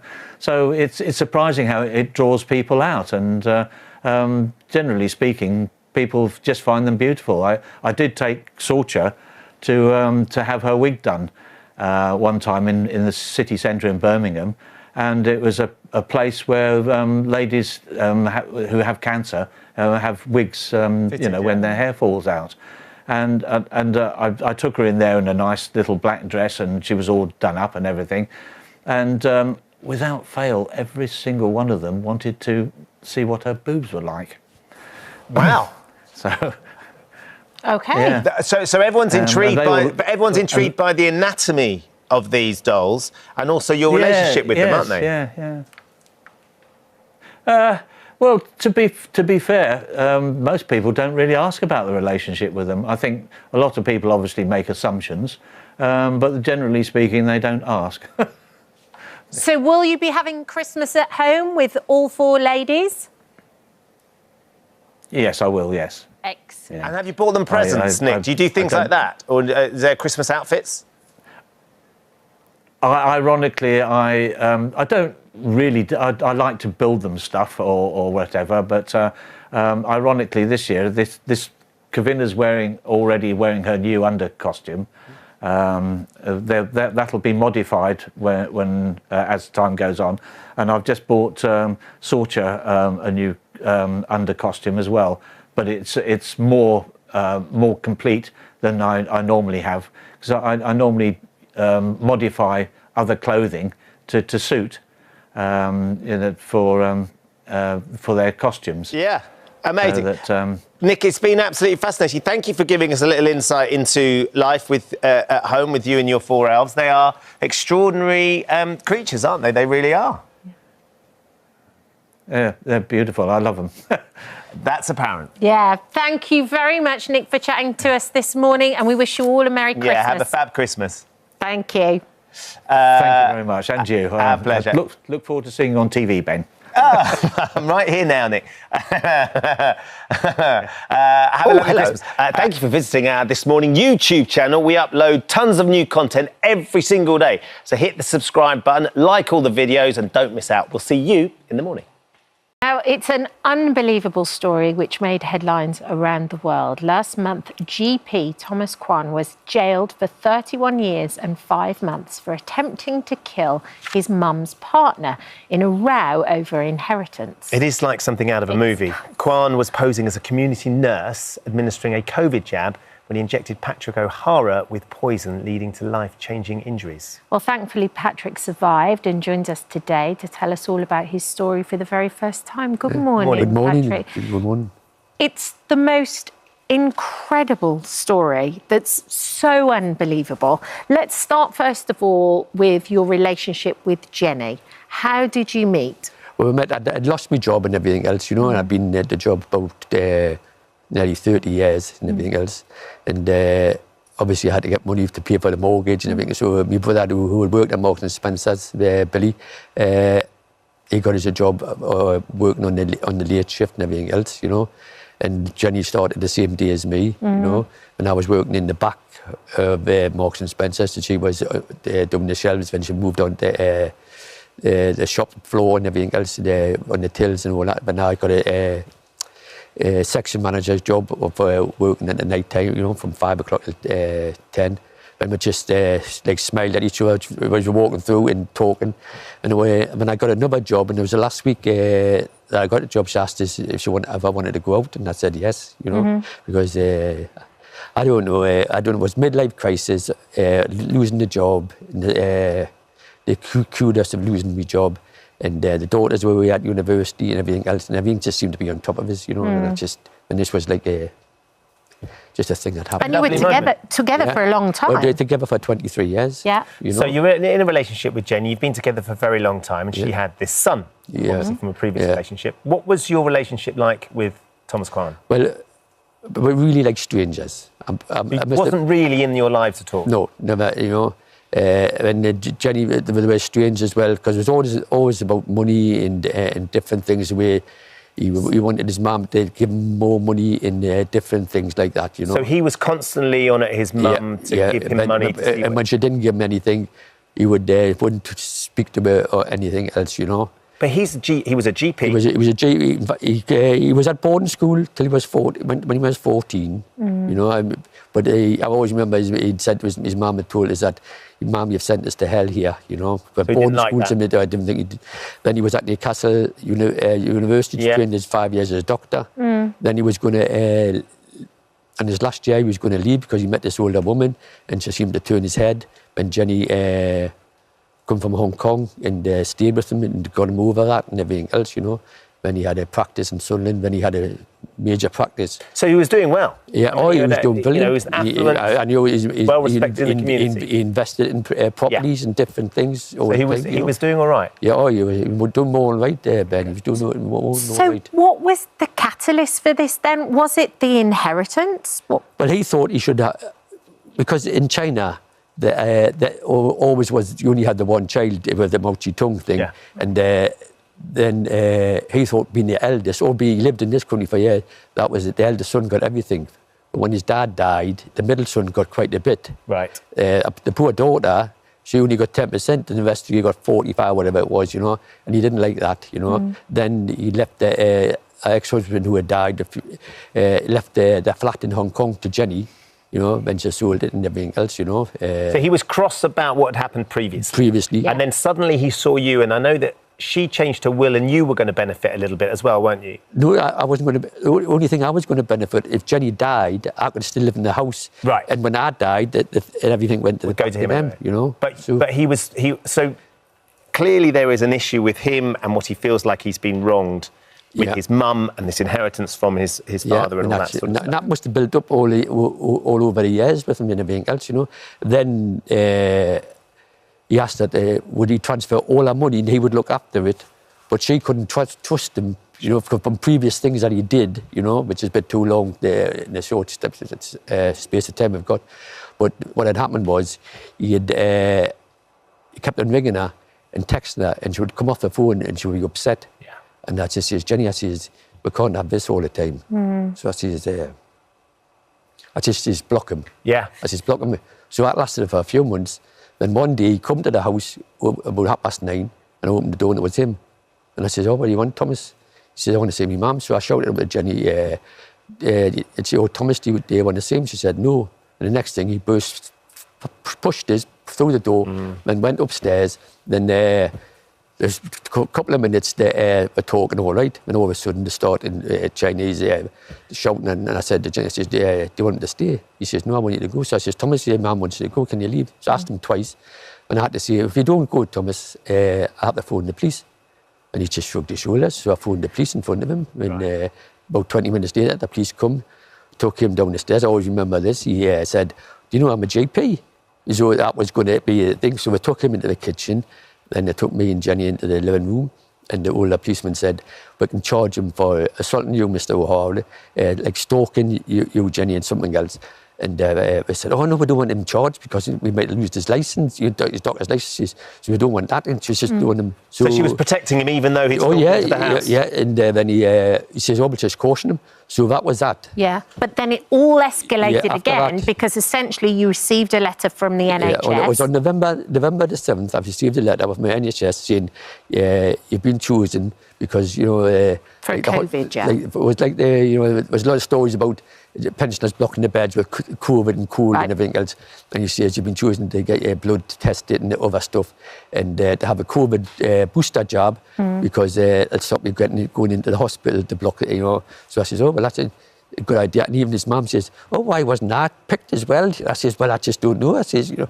Then on January the 4th, I got another letter with NHS heading on it and everything else, looking, and it was signed by Miss Del Patel, I don't know what it was, and saying, oh, well, I've got, can you make an appointment on January the 22nd to have this checked over and get the COVID booster? So I says, okay, so, what happened? Yeah, so when he sent that, then but it all seemed legit. Here's the thing, right? It all seemed legitimate at the time. It was working with the news. You were talking to Jenny. At no point did you think there was any suspicion. No, I thought everything, you know, because the way things were going with COVID and everything else, and I'd always get the flu booster and the COVID and everything. From the NHS. And I'd already had that in October. So he sent you this letter. You've agreed to have this appointment, and then suddenly this nurse turns up at your house. Yeah. Well, I got a text the night before to say, because what he said was on that letter is, if you can't make that week, any day that week would do, because now I know that he'd put a week's holiday in a few weeks before to make sure that I was he could there. come and give it to you that week. You know, so I got a text on the Sunday, and I was expecting 9:30. Opened the door, there he was, but he was covered. He had because he was bald, he was 6 foot odd. He had like a combat commando hat, woolly hat. He had tinted glasses, yellow. Then he had a mask, medical mask on his face. So he had a mask on as well. So the reality is, I mean, that's a sort of a... No, that you see that picture there? Yeah. That was his disguise about asked for his identity. When you asked for his ID, that was the disguise. That was his disguise. He was showing. My friends think he would look like Inspector Clouseau. He does a bit, doesn't he? So he had the mask, and all he had was this little gap here, which he had darkened his skin there. Yeah. Wow. So when he come in, he done a question, like a medical question about your heart, so I don't know all that. He knew what he was doing. When he took two from left and right blood samples, then a urine sample. But his mum had asked him, the night before, she says, can you ask him if he'll do me blood pressure? I says, well, I'll ask him, I don't know if he will, like, you know, I think it is. So she was upstairs, so he done mine, and I says, can you do me partners, you know? Not thinking that he was the son, you know, she's going to do me partners. And you still didn't, she didn't recognise. When she come down and we're just sitting here from here to here, but he'd done the blood test, and he said, oh, it was high because she was on blood pressure tablets. But I didn't realise she'd taken herself off him because she'd got a terrible rash. When I says, Jenny, I says, you'll have to go back. I says, because you know, you could have a stroke or a heart attack or something like that. You know, it's better to have a rash than have you know. So then he injected you, and when Jenny went back upstairs, he says, I'll give you a COVID test. And I says, well, I had just had one. He says, oh, well, this is a booster because COVID wanes, injection wanes. So I just turned away when we put the needle. Undescribable. The pain as soon as he injected you. So, you know, like I say, when he put all his stuff in, went to the house, Jenny come down, said, oh, he's the same height as, he looked the same height as my son. So I went out the door after him to see if I could unmask him, but he was away. Were you suspicious when she said that? Away because Ben, the only person I've never, you know, just an ordinary person, never had any problems, you know, have arguments, but not when he was the only one that could have done something like take blood and everything else, and he was the only one I've had an altercation with all the years, you know. So suddenly you were suspicious. So what had he injected you with? Well, at the time we didn't know. So what had happened was, I went with doctors. And I think I've seen the picture, the first one, the blisters. But the receptionist says, oh, we've got no appointment. I can see a nurse in 2.5. So I had to go back home. Because it was only 5 minutes, because we live in the centre of Newcastle. And come back. And they said, oh, come back at 12:15. So when I went upstairs to see the nurse, they thought it was sepsis. She thought, so we got a doctor. And they said, oh, well, we'll send you straight back up. She says, we'll get an ambulance. I says, well, it'd be quicker if I just walk up. So I just walked up. Then went straight through, and I was telling a male nurse, I was telling him the story, and he thought it was a local nurse or something, subcontractor, trying to kill pensioners off or do something. He thought. So it was a male nurse that actually phoned the police. And when the consultants were looking at my arm, wondering what it was, because it was spreading, the police come and they took photos. And the next thing I know, I was having an X-ray on my arm. And the next thing I knew, I was in intensive care after they operated on my arm. Wow. So I had about 3 or 4 operations in that week, you know. So it was like anaesthetic. And I remember the third day, the police come in, the interviewers and everything else. And the funny thing was, well, this is my sense of humour, I suppose. They said, oh, have you got any suspects? You know, and I said, oh, about 500. Because I play golf at the Western Hope Golf Club. So we've won, because I've got other brothers that play nephews, so we've won quite a few who always get classes. So I said, oh, I've got about 500 there, you know, it's a lovely club. And they're going to, I could tell by the expression, but we weren't too amused not to say, oh, no, I'm just joking, that's just, you know. Then I says, the only person I can think of is my partner's son, Thomas Kwan. But I says, you can't go to his house and arrest him. I says, because I don't know, he might have been working that day, so I didn't know, you know. But just, he was the only person that I could think of. Well, look, I mean, they investigated him, arrested, and he's now in prison. 31 years is what he got. Yeah, I mean, and he attempted to kill you. The irony of all of this is, though, Patrick, is your relationship with Jenny was sort of coming to an end. Yes, that's the irony, you know, because I'd been a couple of times, I went, because my ex-wife lives with my daughter and everything else, and I used to see the grandkids and that, you know, and then every time I went up there, I just couldn't get it out to ask, you know. I don't know if it was a blockage, so that was a catalyst, you know. So poor Jenny, I had to tell her that. But you're still good friends with Jenny. You're still on good terms. But Jenny's moved out. She's moved back. She moved in with her daughter, living in Hong Kong. Her son now that he tried to do this to you. At the time, Ben, I felt really against him. But like I say, time's a great healer. And when I was lying in bed, and I just thought it's just wasted time. You know, I've got nothing about him or nothing like that. I don't hate him, but I don't. You know, it's happened, and the justice was done. You know, albeit I thought he could have had more. I know it's a long time, you know, but the way things are. But I was happy that the justice was carried out, and that's the way it should have been, you know. Well, we're very happy that you're here telling us the story now. Thank you for coming on the show. I have to say, after my arm, when I got to play, because my thing was to play golf up at Scotland, because I've been doing it for 32 years, and everybody thought I couldn't do it. But we already had a substitute for this, but I managed to push myself and do all the weights for it. To get the strength. But the worst thing about the whole situation was after I come back from Scotland was the mental thing. Yeah, of course. You know, the because I didn't realise I had post-traumatic. You know, of course. But what had happened was I couldn't walk, my feet went into pain. I lost 2 stone in weight. Oh, Patrick. I lost my hair. You wouldn't think so, but it's going back. Then I had delirium, hallucinations when I was 5 days in hospital, trying to wonder what it was and everything else. And that was the worst thing was fatigue. As soon as I got out of bed, I woke up, washed and had breakfast and I had to go back to bed. You know, so that the mental aspect, and this is one of the things. Tougher. And this is one of the things, because I had to wait quite a while with this.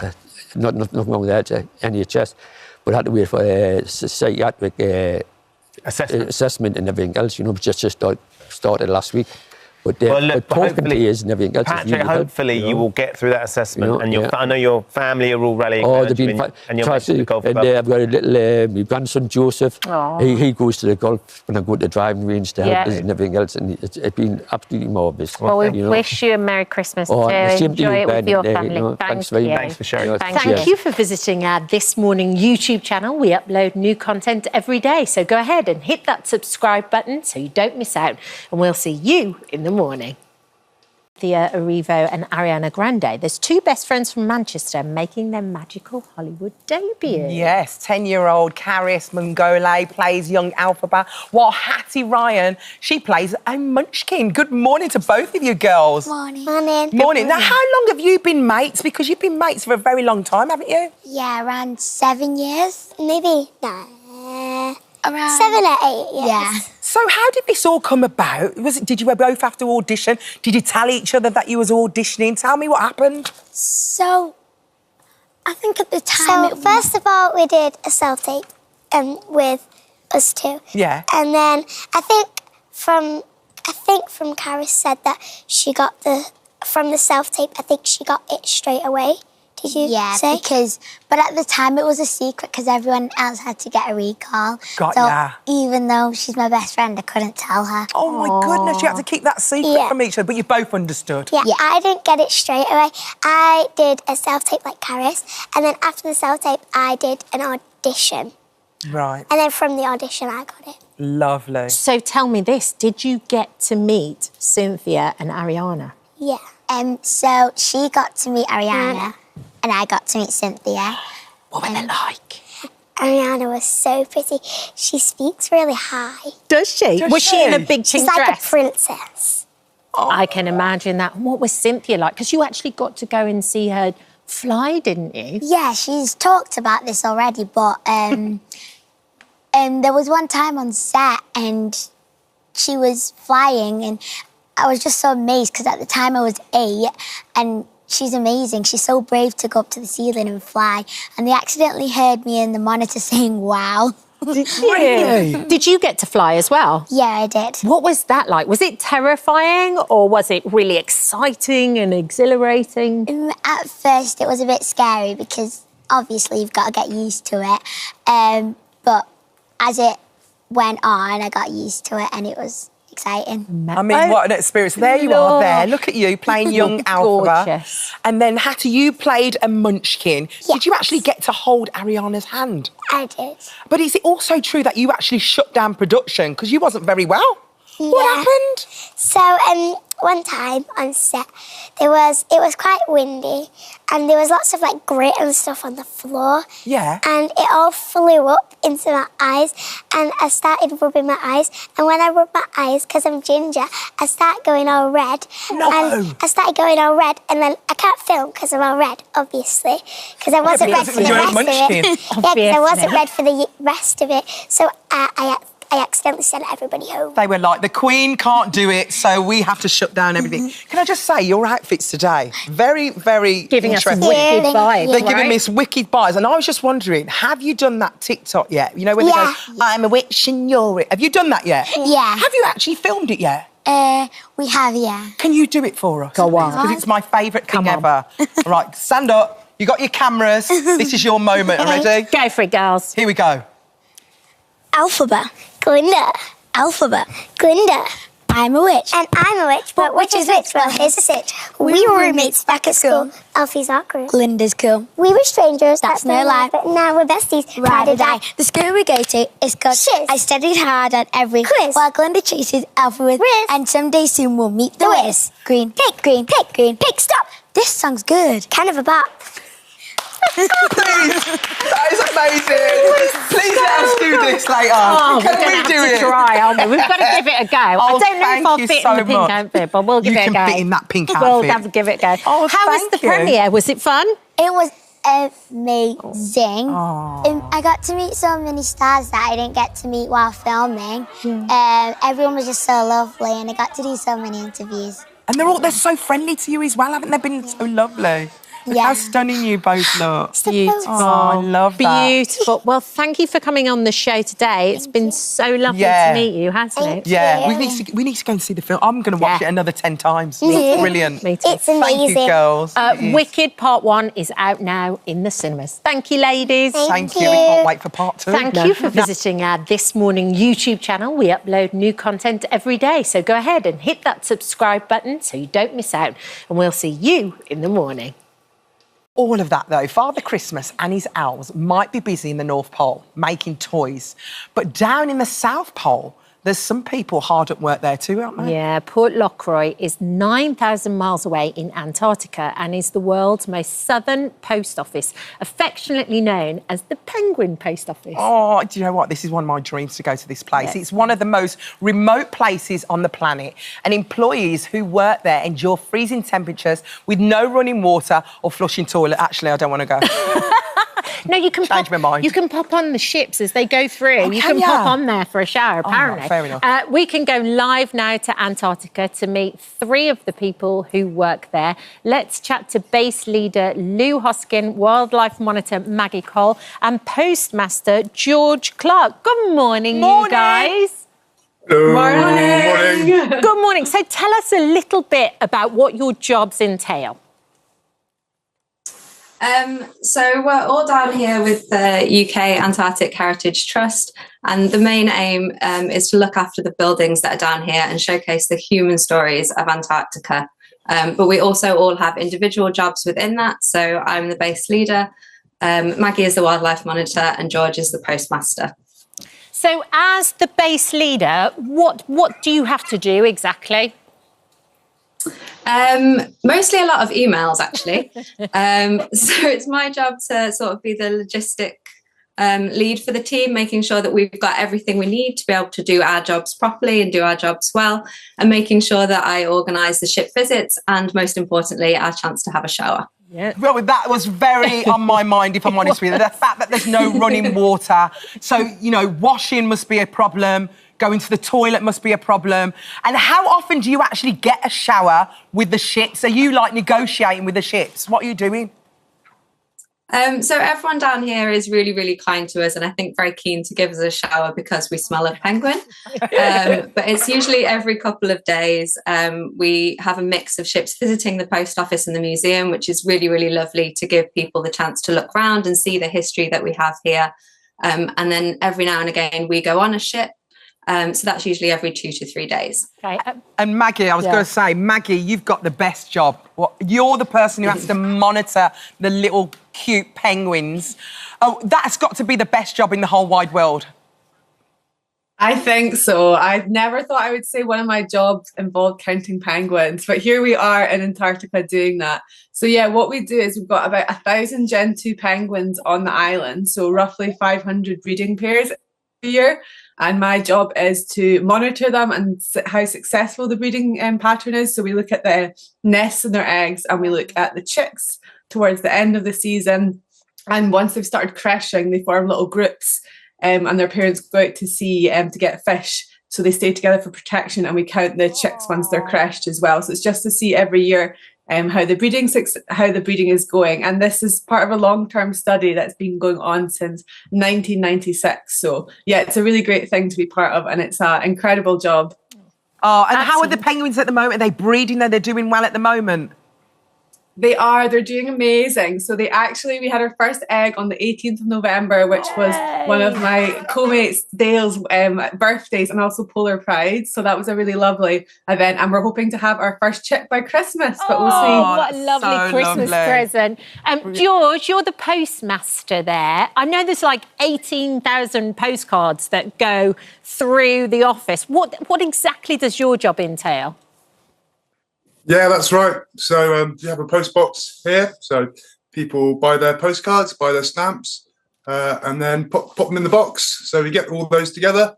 We go through them, franking the stamps, bundle them up, bag them up, and put them on ships ready to be distributed all over the world. Wow. And did you have any prior experience of being a postmaster before? None whatsoever. No, it's been a learning curve. So we're every day's a school day. Yeah. We're learning as we go. And I'm guessing even being there is kind of a learning curve too, because you don't have any darkness at the moment, do you? No, that's correct. Yeah, it's 24-hour sunlight at the moment, so which is great for the solar panels. Not so great for the sleeping patterns, but yeah, we're adapting. Yeah, that's not good for your circadian rhythm at all. No. Do you have to stimulate nighttime then? What do you do when you want to go to sleep? We draw the curtains at about 8 o'clock, 9 o'clock, so we try and simulate nighttime as much as possible, which is great. And then when we come out of our bedroom in the morning, we are blinded by the light. So yeah. Oh, it's lovely. I mean, it is incredibly remote, but you do actually get to meet quite a few people, don't you? Yeah, we do. We have cruise ships come by every kind of couple of days. And we have lots of visitors visiting us. We've got a museum here, so they get to learn all about the history of the place. And we also have our online, we have our shop on board sometimes, or we have people visit and we have a shop here. All the money goes towards the charity, so it's a really fantastic cause. We also have an online shop, so if you are looking to get your Christmas presents sorted, you're welcome to go and have a look at our online shop as well. Oh, you're going to have such a lovely Christmas. Imagine waking up on Christmas Day seeing the penguins. Is there any way we could actually have a look outside right now and see if we can see any penguins? Yeah, we can give it a go. Oh, go on. Here we go. Oh, excited. Come on, George, take us out there. Let's have a Don't little disappoint look. us. Don't disappoint. We want to see penguins. Let's have a look. There we go. Can you see it? Oh, it's beautiful. There they are. Oh, I So where's love the penguins? this. There we go. Oh, look at them. So we have to stay 5 metres away from the penguins, but you should be able to see some in the background. Oh, Yeah. what a lovely life you're living. What It's a not lovely bad. life. I've always wanted to go there. Yeah, it's so funny because they call it the little white voice that draws you back there. Do you feel that, George? Yeah, that's it. Yeah, I think I'm going to miss this place when we leave. So, yeah, we're all really fond of it. Well, listen, Lou, Maggie and George, have a wonderful Christmas. Yeah. Thank you so much for introducing us to the penguins and enjoy your time at the post office. Yeah, Merry Christmas. Thank you very much. See you Thank later. you Bye, so much. girls. Bye. Bye. Aw. That was, I wanna feel go. really Do you wanna Christmassy go? now. Yes. I really want to go there. That would be amazing. It'd be but I only want to go for a day. So you don't have to do a shower. I really want to go. Hi, everyone. Just wanted to say thank you for visiting our This Morning YouTube channel. Now, listen, we upload new content every day. So go ahead and hit that subscribe button so you don't miss out. And we'll see you in the morning. Well, to tell us all about it, we can go live to Billy and Susan in Shetland. Good morning, guys. Morning. Wow, it looks Good morning. absolutely beautiful there. It looks like the first scene from the documentary. It's very similar this morning. We've got a lovely morning. It's calm weather. It's well, it rained for a moment, but it's dried up again. No, we've got a super morning up here today. And that was one of the reasons you moved to Shetland, was really kind of for a better life, for a more peaceful, a slower pace. Is that right? Yeah, I mean, I was brought up in Shetland. I left when I was 17, but me and Susan used to come up for holidays, and we loved the place. We loved the peace and quiet. We loved the tranquility.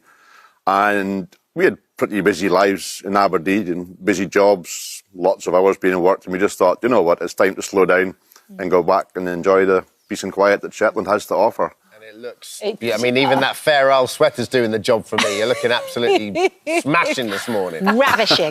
Now, take us back to the beginning. So, you know, you're doing your thing and you're enjoying your life, and then one day this otter Molly just turns up on your doorstep. Yeah, I was looking out the window one day. It was a day like this, and I could see this otter fishing in the sea in front of the house, and I thought, it was curiosity got the better of me, and I wondered how close I could get to this wild otter, because the truth is, you can't really get close to them. So when the otter was down fishing, I ran down the pontoon, sat down, hoping that it would come out and appear out of the water at the same spot, which it did. It never saw me. It just sat there and ate this crab, and then halfway through it turned and looked me straight in the eye for about 3 or 4 seconds, and then it just went back to eating its crab. I think that was the moment that I realised that this was not a normal situation, because otters would normally run away pretty quickly. And then how did the relationship progress? Because then you started feeding Molly a little bit more, and the lady has very expensive tastes, I heard. She particularly likes salmon. And then what happened next? Yeah, absolutely. Well, when I looked at her, it became very apparent that she was really, really thin. I mean, she was skin and bone, and you could see the skin hanging off her and her bones sticking out. So I thought, you know what? She had a sparkle in her eye. She looked healthy, but just very, very hungry. And so I thought, well, I'll feed her. That's pretty easy. So I went and got some fish, and I put it in a box on the pontoon, just in a box so the seagulls couldn't get it. The fish disappeared, so I went out and put some more the next day. That disappeared until eventually one day I was putting the fish out just as Molly came out of the water, and she caught me.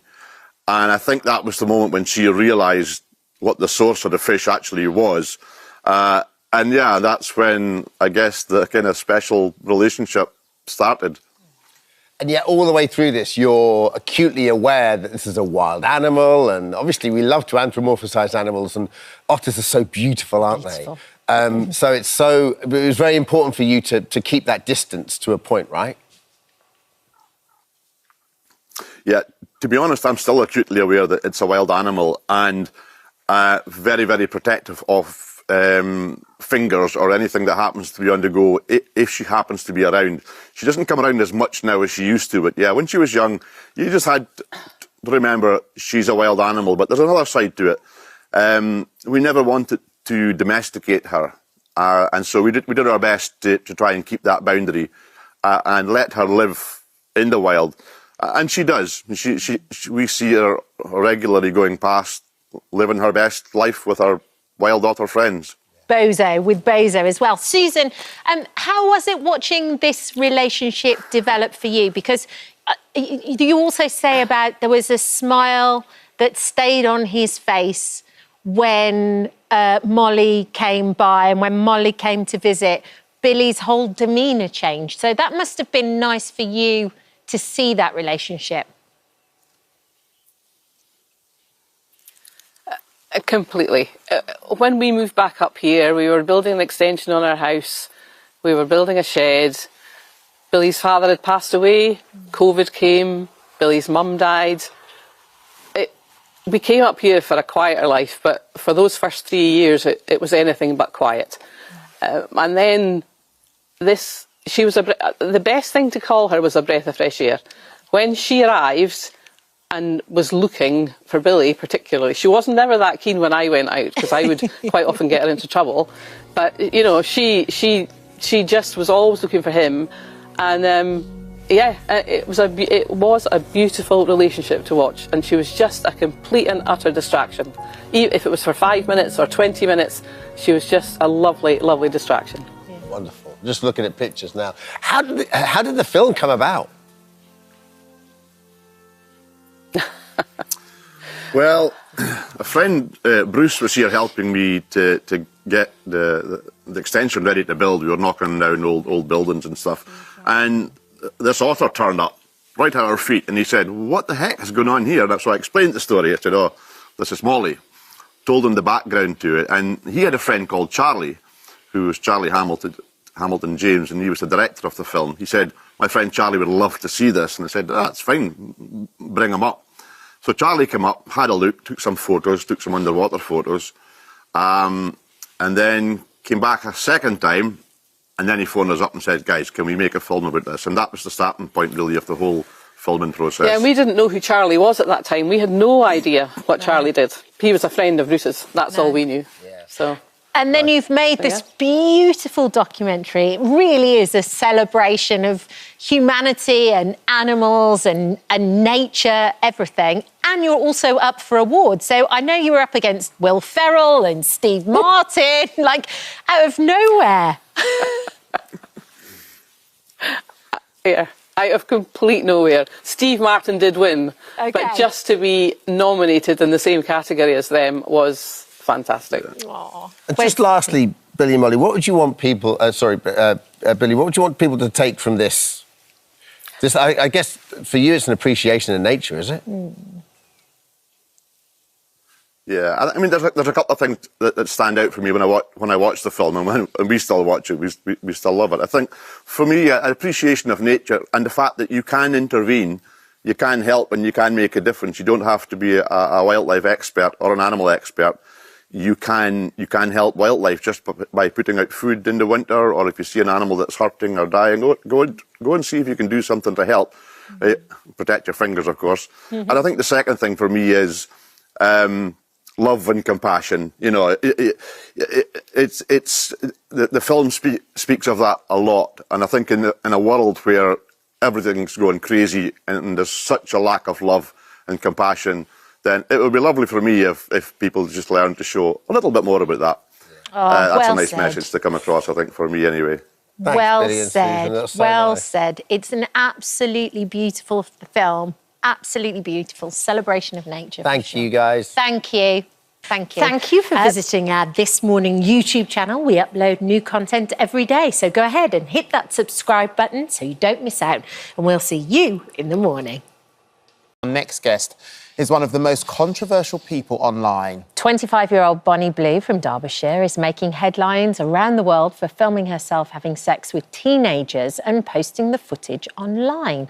She's been labelled a predator and has even been banned from Australia and thrown out of Fiji after planning to recruit the young men that she describes as barely legal to film with. Bonnie says she's not doing anything illegal and doesn't sleep with anyone under the age of 18, but her critics say the men she's targeting are too young to understand the repercussions of what they're doing. So is she just a content creator making money or a dangerous predator who should be stopped? Bonnie joins us now alongside Ashley James. Good morning, ladies. Hi, morning. Good morning. So first of all, let's start with you, Bonnie, first of all. Yeah. How did you end up in this business and how did you describe your job? Okay, so didn't know too much about the industry before I started, and it's as simple as filming videos and putting it online. I guess that's how I started. Yeah. Right. So yeah. But you had a job in recruitment, didn't you? Yes, yeah. So, well paid? Yeah, average, sort of average pay, average annual leave, the whole thing to summarise it, average. OK, fair enough. So we've been talking, as we've mentioned during the show today, your salary, what you earn at the moment is upwards, you've let me know, of £600,000 a month. Yes. I would change careers for that kind of money, but I'm not sure I'd do what you do. Why have you decided that this is the route you're going to go down? Is it just about the money? So it started off as just the money, because I didn't understand pleasure in sex as such. I didn't understand the educational side of things. So yes, it started off purely around money. But then as I got into it and as I educated myself in the industry, not only did I realise how much pleasure I received from it, but also how much there's a missing gap of educational, content online. But how did you, it sounds almost as though you fell into it. How did you end up kind of getting there? Because that's quite a big leap. It's a stretch, yeah. So I started off camming. So when you go on these sites online, you can speak to girls one-on-one. I started off doing that for a couple of weeks. Enjoyed it, had good money, liked interacting with people. And then I was like, OK, I might set up OnlyFans because I was aware of it but didn't know too much about it. Right. So started off doing like your generic content with other content creators that was established in my area. And then I quite quickly realised how fake and how edited that is. And I wanted to take it that one step further. Right, you have a very specific niche, don't you? Yes. Tell us about that. So, barely legal, 18-year-olds. Because as I started my content, I realised it was not necessarily relatable to the average person. And I wanted to make my content relatable. I'm just a girl, I'm relatable, I'm sort of the girl next door vibes. However, that does not portray online if I'm doing these rough, over-the-top scenes. And I want people to be able to watch my videos and be able to imagine themselves in it and, connect with it. How old are you? 25. So you're very young yourself. Yes. It must be a minefield for you to navigate to get to where you are. But £600,000 at the end of the month, do you know what? You take the risk and you see what you're doing. You've used the word educate quite a lot. 100%. Are you educating just yourself? Are you educating these people who are in their teens and, again, 18 and upwards? So I'm still learning every day. But my content is educational to those that I'm sleeping with and those that are watching it. And one of the things that you really reiterate any time where I've seen you talk about this at all is you say it's actually one of the safest ways of people having sex or losing their virginity. Why? So people say it's an unsafe environment, but I can't think of one situation where an 18-year-old has had sex, where there's security on the door, they've had to bring passport, they've had to sign consent forms, they've had to do a breathalyzer. Right. And then they're sleeping with someone that's educated and understands the industry. So what part of that is unsafe? So in a practical way, how does it actually work? What do you do? Like, you put a message out and you say... Yeah, I'm like, hey boys, this is where I'm going to be, this is my location, if you'd like to make content with me, you're welcome to join the queue. Right, now this picture... So hold on. No. Sorry, Andy. So then people come to wherever you are, guys or girls or anybody. Don't need guys, but yeah. OK, and they stand outside in a line and then... A very formal, very British sort of queue style thing, yes. Right. Do you never feel frightened? Do you never feel more intimidated? nervous, I think, for the first few. I'm like, don't know what to expect. Because you don't know who's going to walk through that door or who's going to be, in the queue. I don't have set requirements for people. So, yeah, I get more nervous, I think, than them for the first few videos. And I was just going to say, that picture we showed... Yes. Who's in that picture? Is that your mum? No, that's me. That's you. I'm sorry, I can't see from wherever... but it was your mum that helped make the sign. So Yes. you've created, there we are, there's your mum. You've created a family business. Yes. And you're kind of, I suppose, do you look after your family? Do you take them on nice holidays? 100%, yeah, like, it's changed my life and it's changed my family's life for the better. And I want to, you know, if I'm having a good day, I want them to have a good day. So how did they find out about it? Did you tell them? Did you sit them down? And because just putting myself in your situation, I cannot imagine sitting down and having a conversation like that with my mum and dad. 100%. So, no, I was always going to tell them that the video got leaked very quickly. And I was sort of only a week into it at this point. So I was always going to tell them, but I wanted to understand it better myself before I could sit them down and say, hey, this is what I'm doing, here's the reasons why. To start with, they was a bit gutted and was like, you know, we wouldn't choose this for you. But that was at the start. If I ask them now, it's a complete different story. They see how happy I am, that it is safe, and that the main thing is, like any parents, they want their children to be happy, and they can see the change of me, as you know, from working in an office, sitting in rush hour traffic, getting given 20 days annual leave, to now having this freedom and flexibility in life, which most people strive to achieve, but you know, they're not successful enough. Ashley, you're sitting there.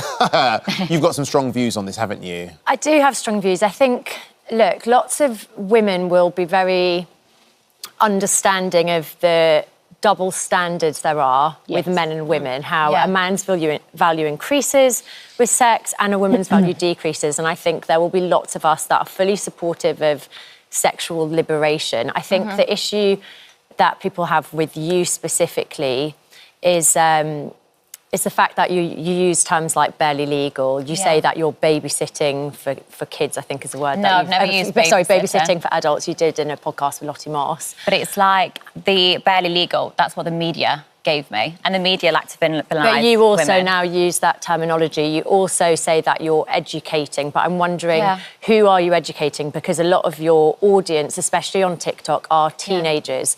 And we live in a society where the likes of Andrew Tate are on the rise, the likes of incel culture are on the rise. There's a real fear, not only for our daughters, but also for our sons. And when you say you're educating, what kind of messaging are you putting out there? Because also I've heard you use, say phrases such as, women are lazy, if they're not going to give sex to their husbands, then those husbands, dads and barely legal teenagers have a right.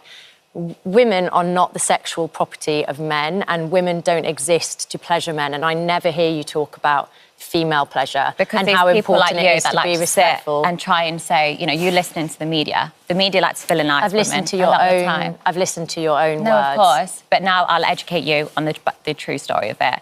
There is no content online for 18-year-olds or even people that are new to sex. You go from at school, which you learn about how to get pregnant, basically, how to have safe sex. But then they go from watching content online, which is rough. It's schoolgirls dressed, you know, working with adult content creators, which say, oh no, I don't want this.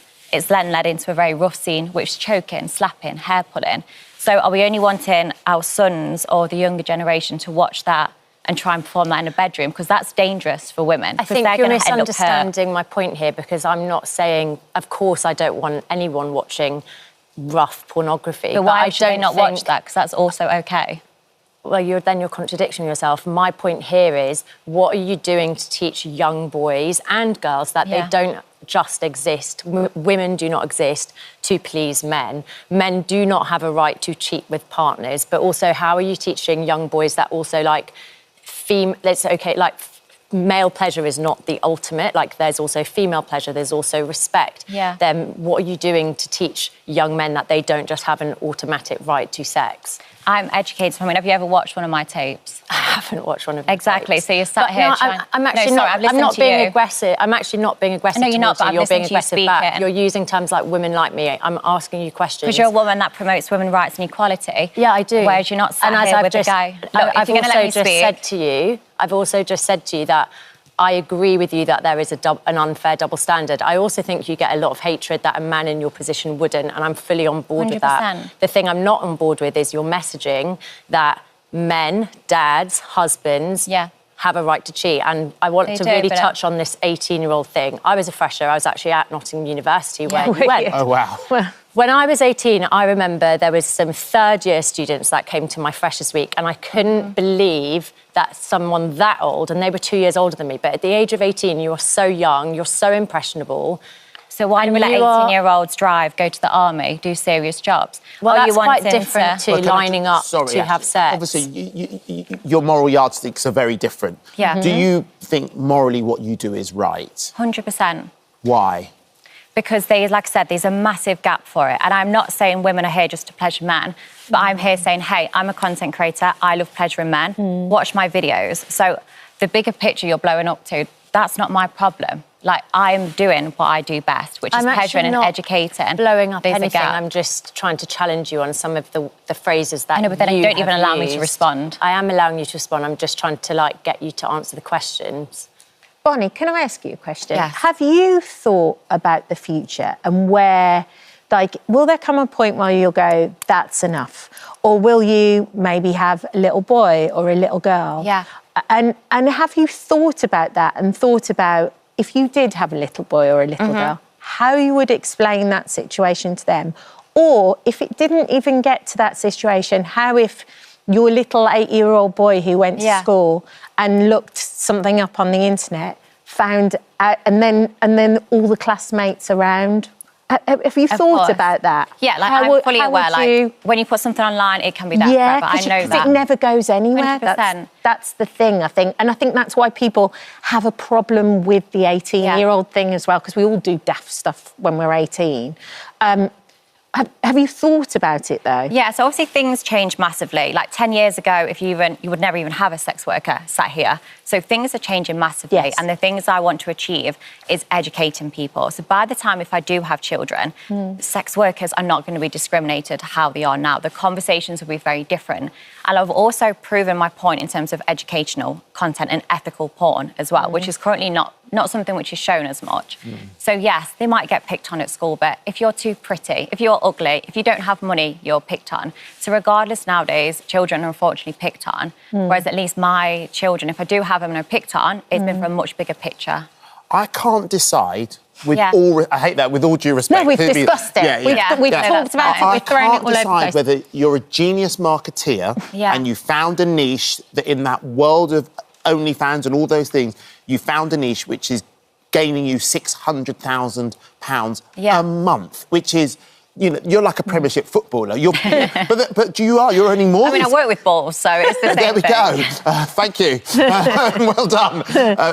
So I just don't. I just can't decide. I just can't decide. The thing is, she can be both. And also you are a marketing genius. and you present very well, which makes me think you're very clever, and the whole thing is very clever. You think sort of when you think sex workers, and I did last year, the ditzy or big boobs and big lips. I mean, that's the sort of thing you think of. But it's all the Karens sat at home that are going to complain about me being here that are making me rich because they make it blow up. And then when they're sat at home complaining about it to their, their husbands, they're then wanting to come and subscribe. Well, so it's sort of helps. It's an interesting one that we're going to keep debating. Yeah, wow. Thank you for joining us. Thank you so much for coming on. Thank you, Ashley. Thank you very much indeed. Thank you for visiting our This Morning YouTube channel. We upload tons of new content every single day. So hit the subscribe button, like all the videos, and don't miss out. We'll see you in the morning.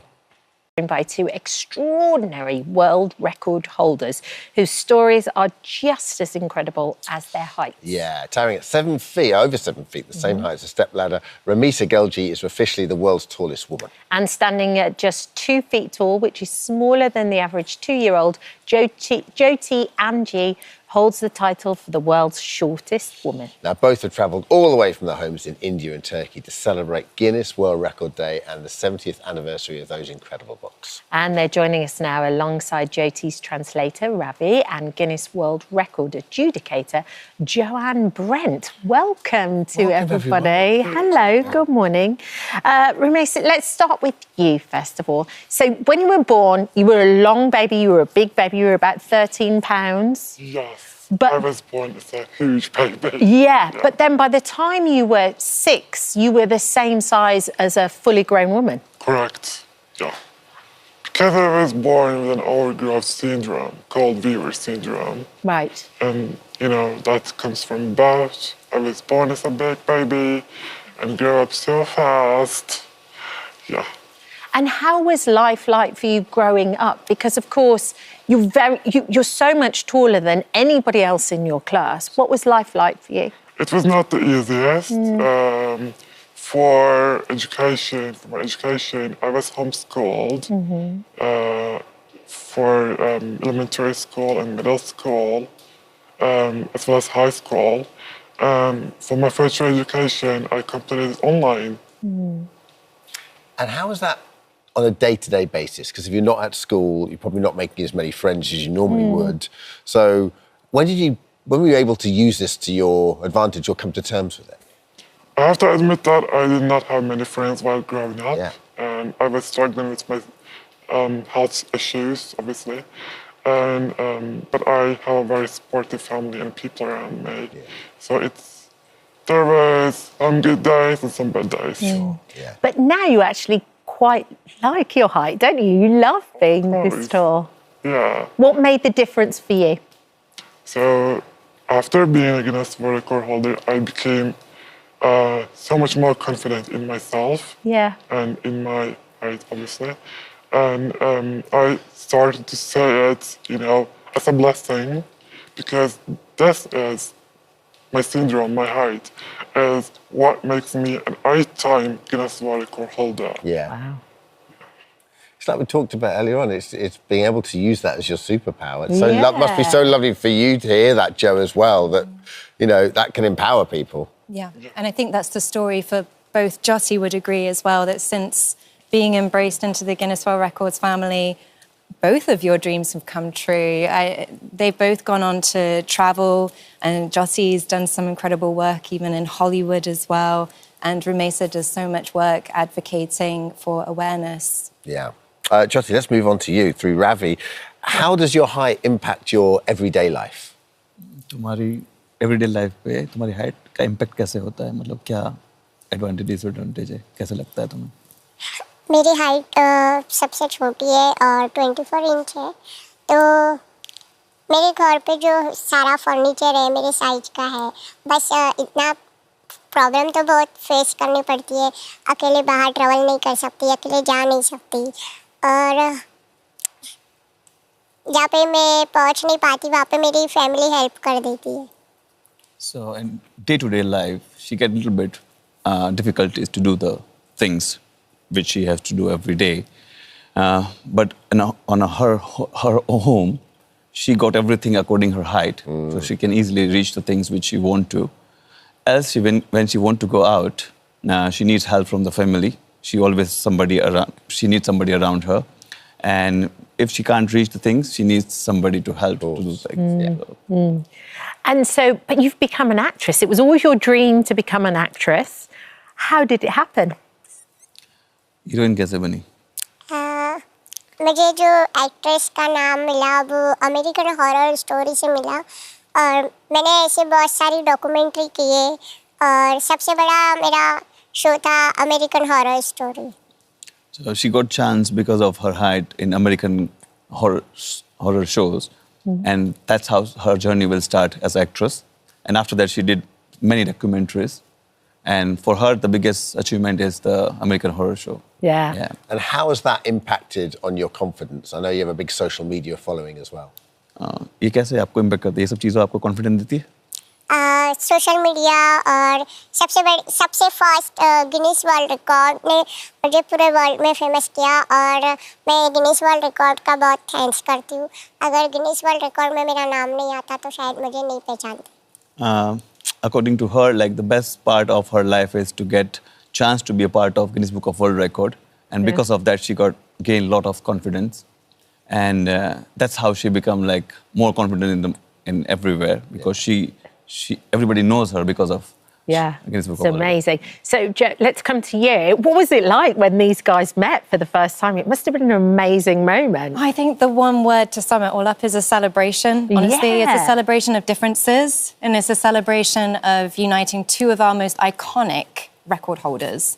I mean, at Guinness World Records, we have our Guinness World Records icons who are historical record holders in their own right, but they also embody the values of everything that we value at Guinness World Records. So thank you for being such great ambassadors for record breaking, the integrity you have, the respect, the passion, the fun, and of course, very important, inclusiveness. Yeah. Rumesa, what was it like the moment when you guys met? It was wonderful. I bet. Wonderful. I was waiting to meet Jyoti for a long time. Yeah. Like 10 years. Yeah. because I know her even before my Guinness World Record journey has started. And it was amazing. She is gorgeous. She's so lovely. And we became friends immediately. And we have a lot of in common. We both love self-caring ourselves, you know, jewelries, makeup, and doing our hair. Yeah. I love how you're so different, but you bonded over exactly the same things, like all women and girls do. We might look opposite, but we have so much in common. Yeah. That's a lesson for us all. Thank you very much. Thank you. Thank you, everyone. Thank you for coming today. Thank you so much for visiting our This Morning YouTube channel. We upload new content every single day, so go ahead and hit that subscribe button, and we'll see you in the morning. Well, today we're discussing a new tragic story. Last year, Pavan Bhatt lost his grandmother and uncle in a house fire. And just last week, a coroner's court concluded that the fire was caused by an electrical fault from within their hot point tumble dryer. Yeah, Pavan joined us now alongside Alice. Morning to you both. Morning, guys. Thanks so much for coming in. I really appreciate you coming in and telling your story to us. Thank you for having me. So, your grandmother and uncle, basically your grandmother raised you, right? Absolutely. So, what kind of people were they to start with, just to set the scene for us? Yeah, I mean, my grandmother was the mother figure in my life. Yeah. You know, she taught me pretty much everything I know. She was strong and powerful as a woman. She was very independent. She very much wore the pants in the house as well. So we all listened to her. Yeah. And she sort of, you know, kept that tradition even through my uncle's brain damage, which was tragic. She took the role to take care of him, maintaining her independence. And likewise, my uncle was like a second father to me. You know, he treated me as his own. He never wronged me. So yeah, they were just wonderful people. Yeah. Now, you weren't in the house that day, but what happened? So, yeah, I left for work in the morning. So I wasn't there, unfortunately, when the events occurred. From what I know, I was on the train back home. And as I got some signal at the station, I get a call from my neighbor, who has been very helpful. She's been lovely throughout this process, telling me there's a fire. So I managed to get on the phone with her, and the train door shuts and the train moves. So the phone call cuts. Oh, my word. And at that point, it was just panic setting in.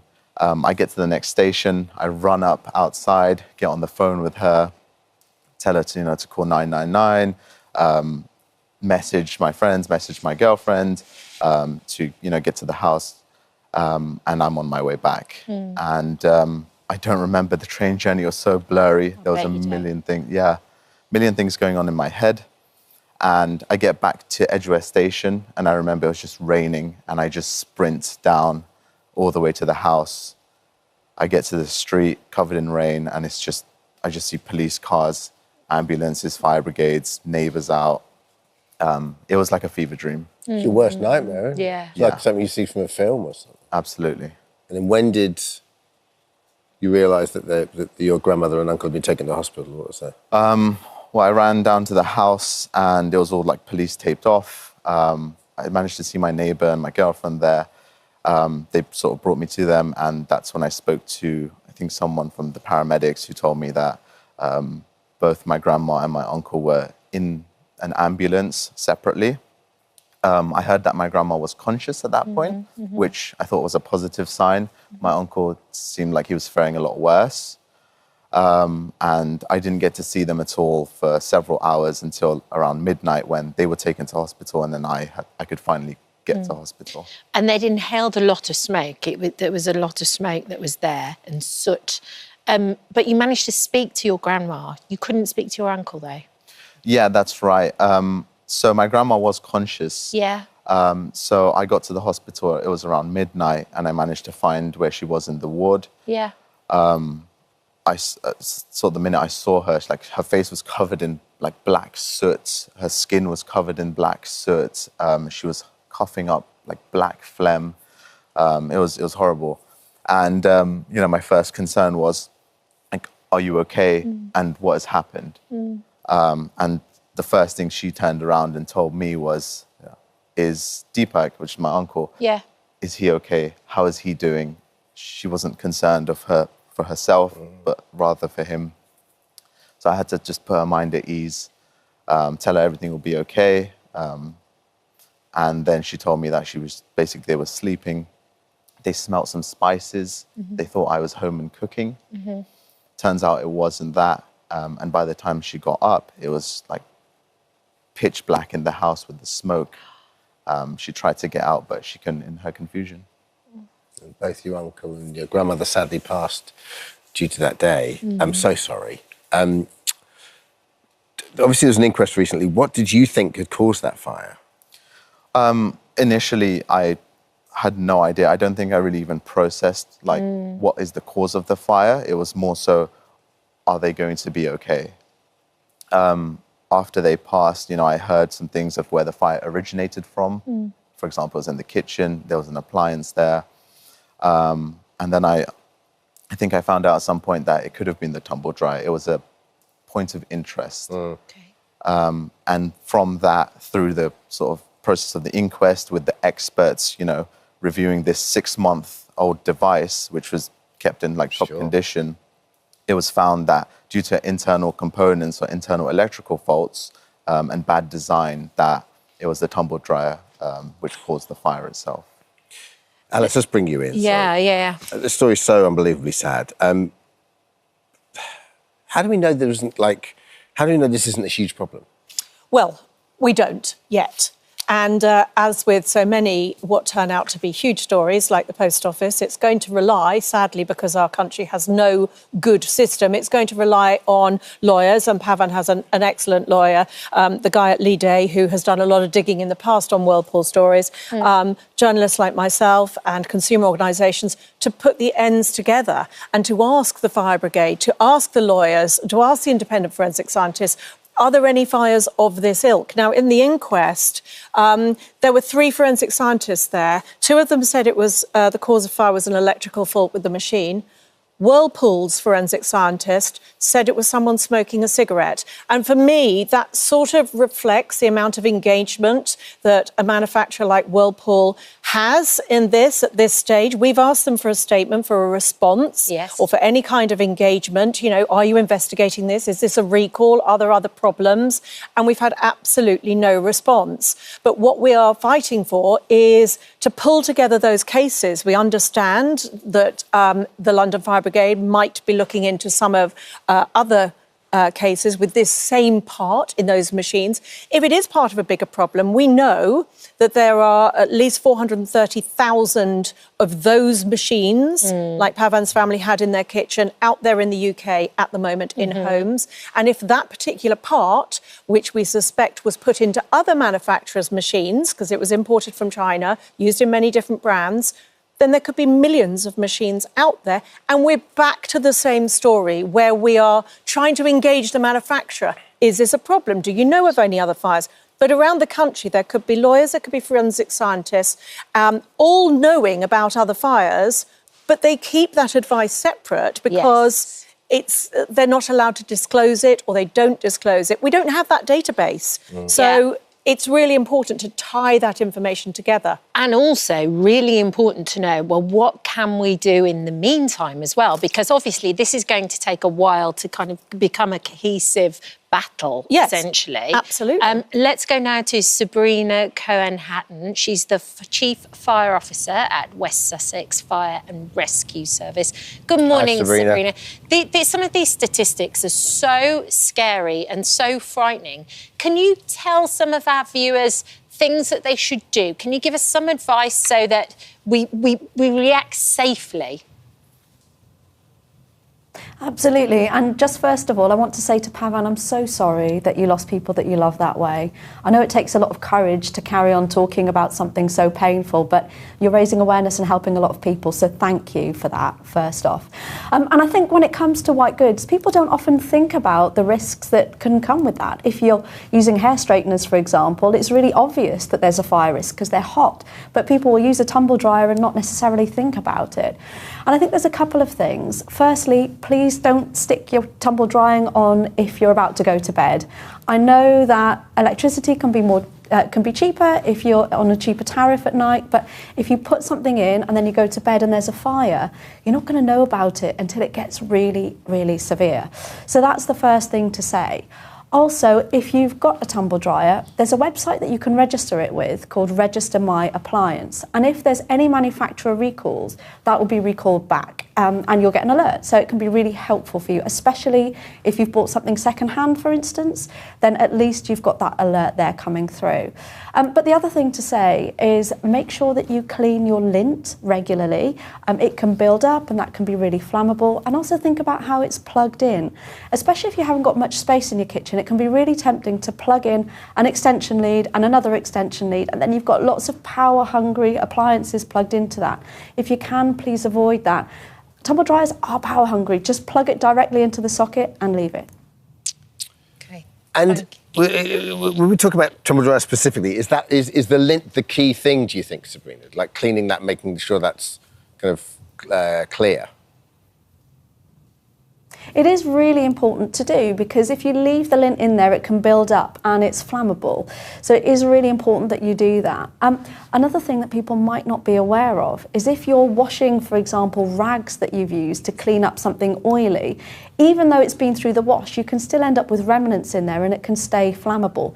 And actually, tumble dryers get quite hot. So anything in there that might be flammable isn't a good idea. So if you can, if you're doing oily rags, for example, just hang them up on the radiator instead. Okay, thanks, Sabrina. And Alice, you wanted to add something? Well, we're waiting now for the coroner to issue a prevention of future deaths report, which is really key. And in that, if he names any kind of manufacturer as being at fault or perhaps should take action, then they have to take action. There's no legal comeuppance if they don't, but they have to take action. They have to respond to that report. And we're going to be watching that very carefully to see what that coroner says should be done. And we will, you know, in memory of Pavan's family, stay with this story. Absolutely. And also, Pavan, Sabrina was absolutely right. Just by being here, I think it just opens up that discussion. We did go to Whirlpool for a right of reply and we haven't heard back. Department for Business and Trade spokesperson said we've been in contact with London Fire Brigade regarding these inquiries into the fire and will carefully consider any recommendations the coroner makes. We are clear that all tumble dryers available in the UK market must meet legal requirements for safety. Manufacturers have a duty to monitor their products and should take action if safety issues emerge. Also, the Chartered Trading Standards Institute said this is such a tragic loss of life and our thoughts are with Pavan and their family. No life should be lost from a faulty appliance and Whirlpool Corporation need to take immediate action to understand which makes and models are affected and make urgent contact with consumers who they believe have these appliances in their home. Thank you. Thank you, guys. Thanks, Keep Alice. up the good work, Alice. Thank you so much for visiting our This Morning YouTube channel. We upload new content every single day, so go ahead and hit that subscribe button and we'll see you in the morning. Ladies. Morning. How are you doing? Now, I think these doggies are just gorgeous. Absolutely gorgeous. Bev, tell us, what's your reaction normally like when someone meets Muppet for the first time? It's one of two. He's very Marmite. They either think he's very cute and lovely or they go, ugh, what's that? So... I mean, I have to say how I met Muppet this morning was he walked through the double doors being pushed in a pushchair like a chariot. Yeah. It was literally like you going to watch Gladiator last night. It was like you will be entertained. Yeah, I'm banking on the fact that most of these dogs are well loved. Absolutely. And ruined, I would say. So it's a funny thing, Britain's ugliest dog, isn't it? Because it's obviously meant as a term of endearment. Of course it is. Because you're intrigued. Yeah. So I think it's got what it takes. Absolutely. Absolutely. It's not often you see a pink dog with a comb over, really, is it? And it's the tongue. It's the tongue as well. How come the little tongue sticks out? And has it always done that? Well, he's a Chinese crested, so they don't have side teeth. So when they're canine, when they lose a canine, there's nothing to hold his tongue in anymore. So... Yeah, that's why a lot of them have a tongue out when they get old. Last year's competition winner became a Hollywood star. So this is Peggy the Puggy, starred in the new Deadpool and Wolverine film as Dogpool and become Ryan Reynolds' sidekick. So therefore, you know, we don't know where this could lead. How do you think Muppet could handle the Hollywood lifestyle? Oh, come on. I mean, he's got a chariot. He will take it in his stride. Yeah, absolutely. Karen, Alfie, how long have you had Alfie for? Where did you get him from? Was it instant love? Yes, he's 5. We've had him for 3 years. We rescued him. Oh. Yes, and he's a mummy's boy. Very spoiled. And yeah, it's a nice-looking dog. Why would you enter this dog into Britain's ugliest dogs? People say because his eyes are quite bulgy and he's got the... I don't think he's ugly. He's got... No, he's a gorgeous little dog. Lovely. Now, what about the big boy down there? Yeah, Louis. Tell us a little bit about Lubu. Louis, he's from Newcastle. He's 7-year-old and he's half French, half English bulldog. Nice. So he's, got the underbite, but the ears, Frenchy ears. Mm-hmm. And did you rescue him or where did you get him? No, we got him from Newcastle. We got him as a puppy from when he was like 12 weeks old, so... Yes. And Suzanne, has he always had that underbite? Because when you just see a normal picture of him, you go, "Oh, it's just a," you know, and then he's like that, and then suddenly you see the underbite. He's absolutely adorable with the underbite, isn't it? It's so cute. Do they have that like from birth? No, Louis. I think he was quite a. Bless him, he's still cute. I never call him ugly. No. But he's grew into his unique looks, I think.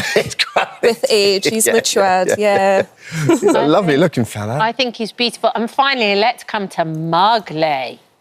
What Look is at it? What's he a cross? He's a crossbreed, Carol, is that correct? Yes, she is. She's a pug cross Chinese crested.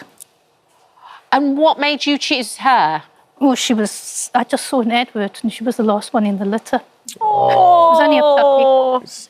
And what have you guys entered before into Britain's Ugliest? No. I haven't. So what's the community? Imagine the community must be quite welcoming and inclusive and lovely. Well, it hasn't been great in the UK, but in America it's huge.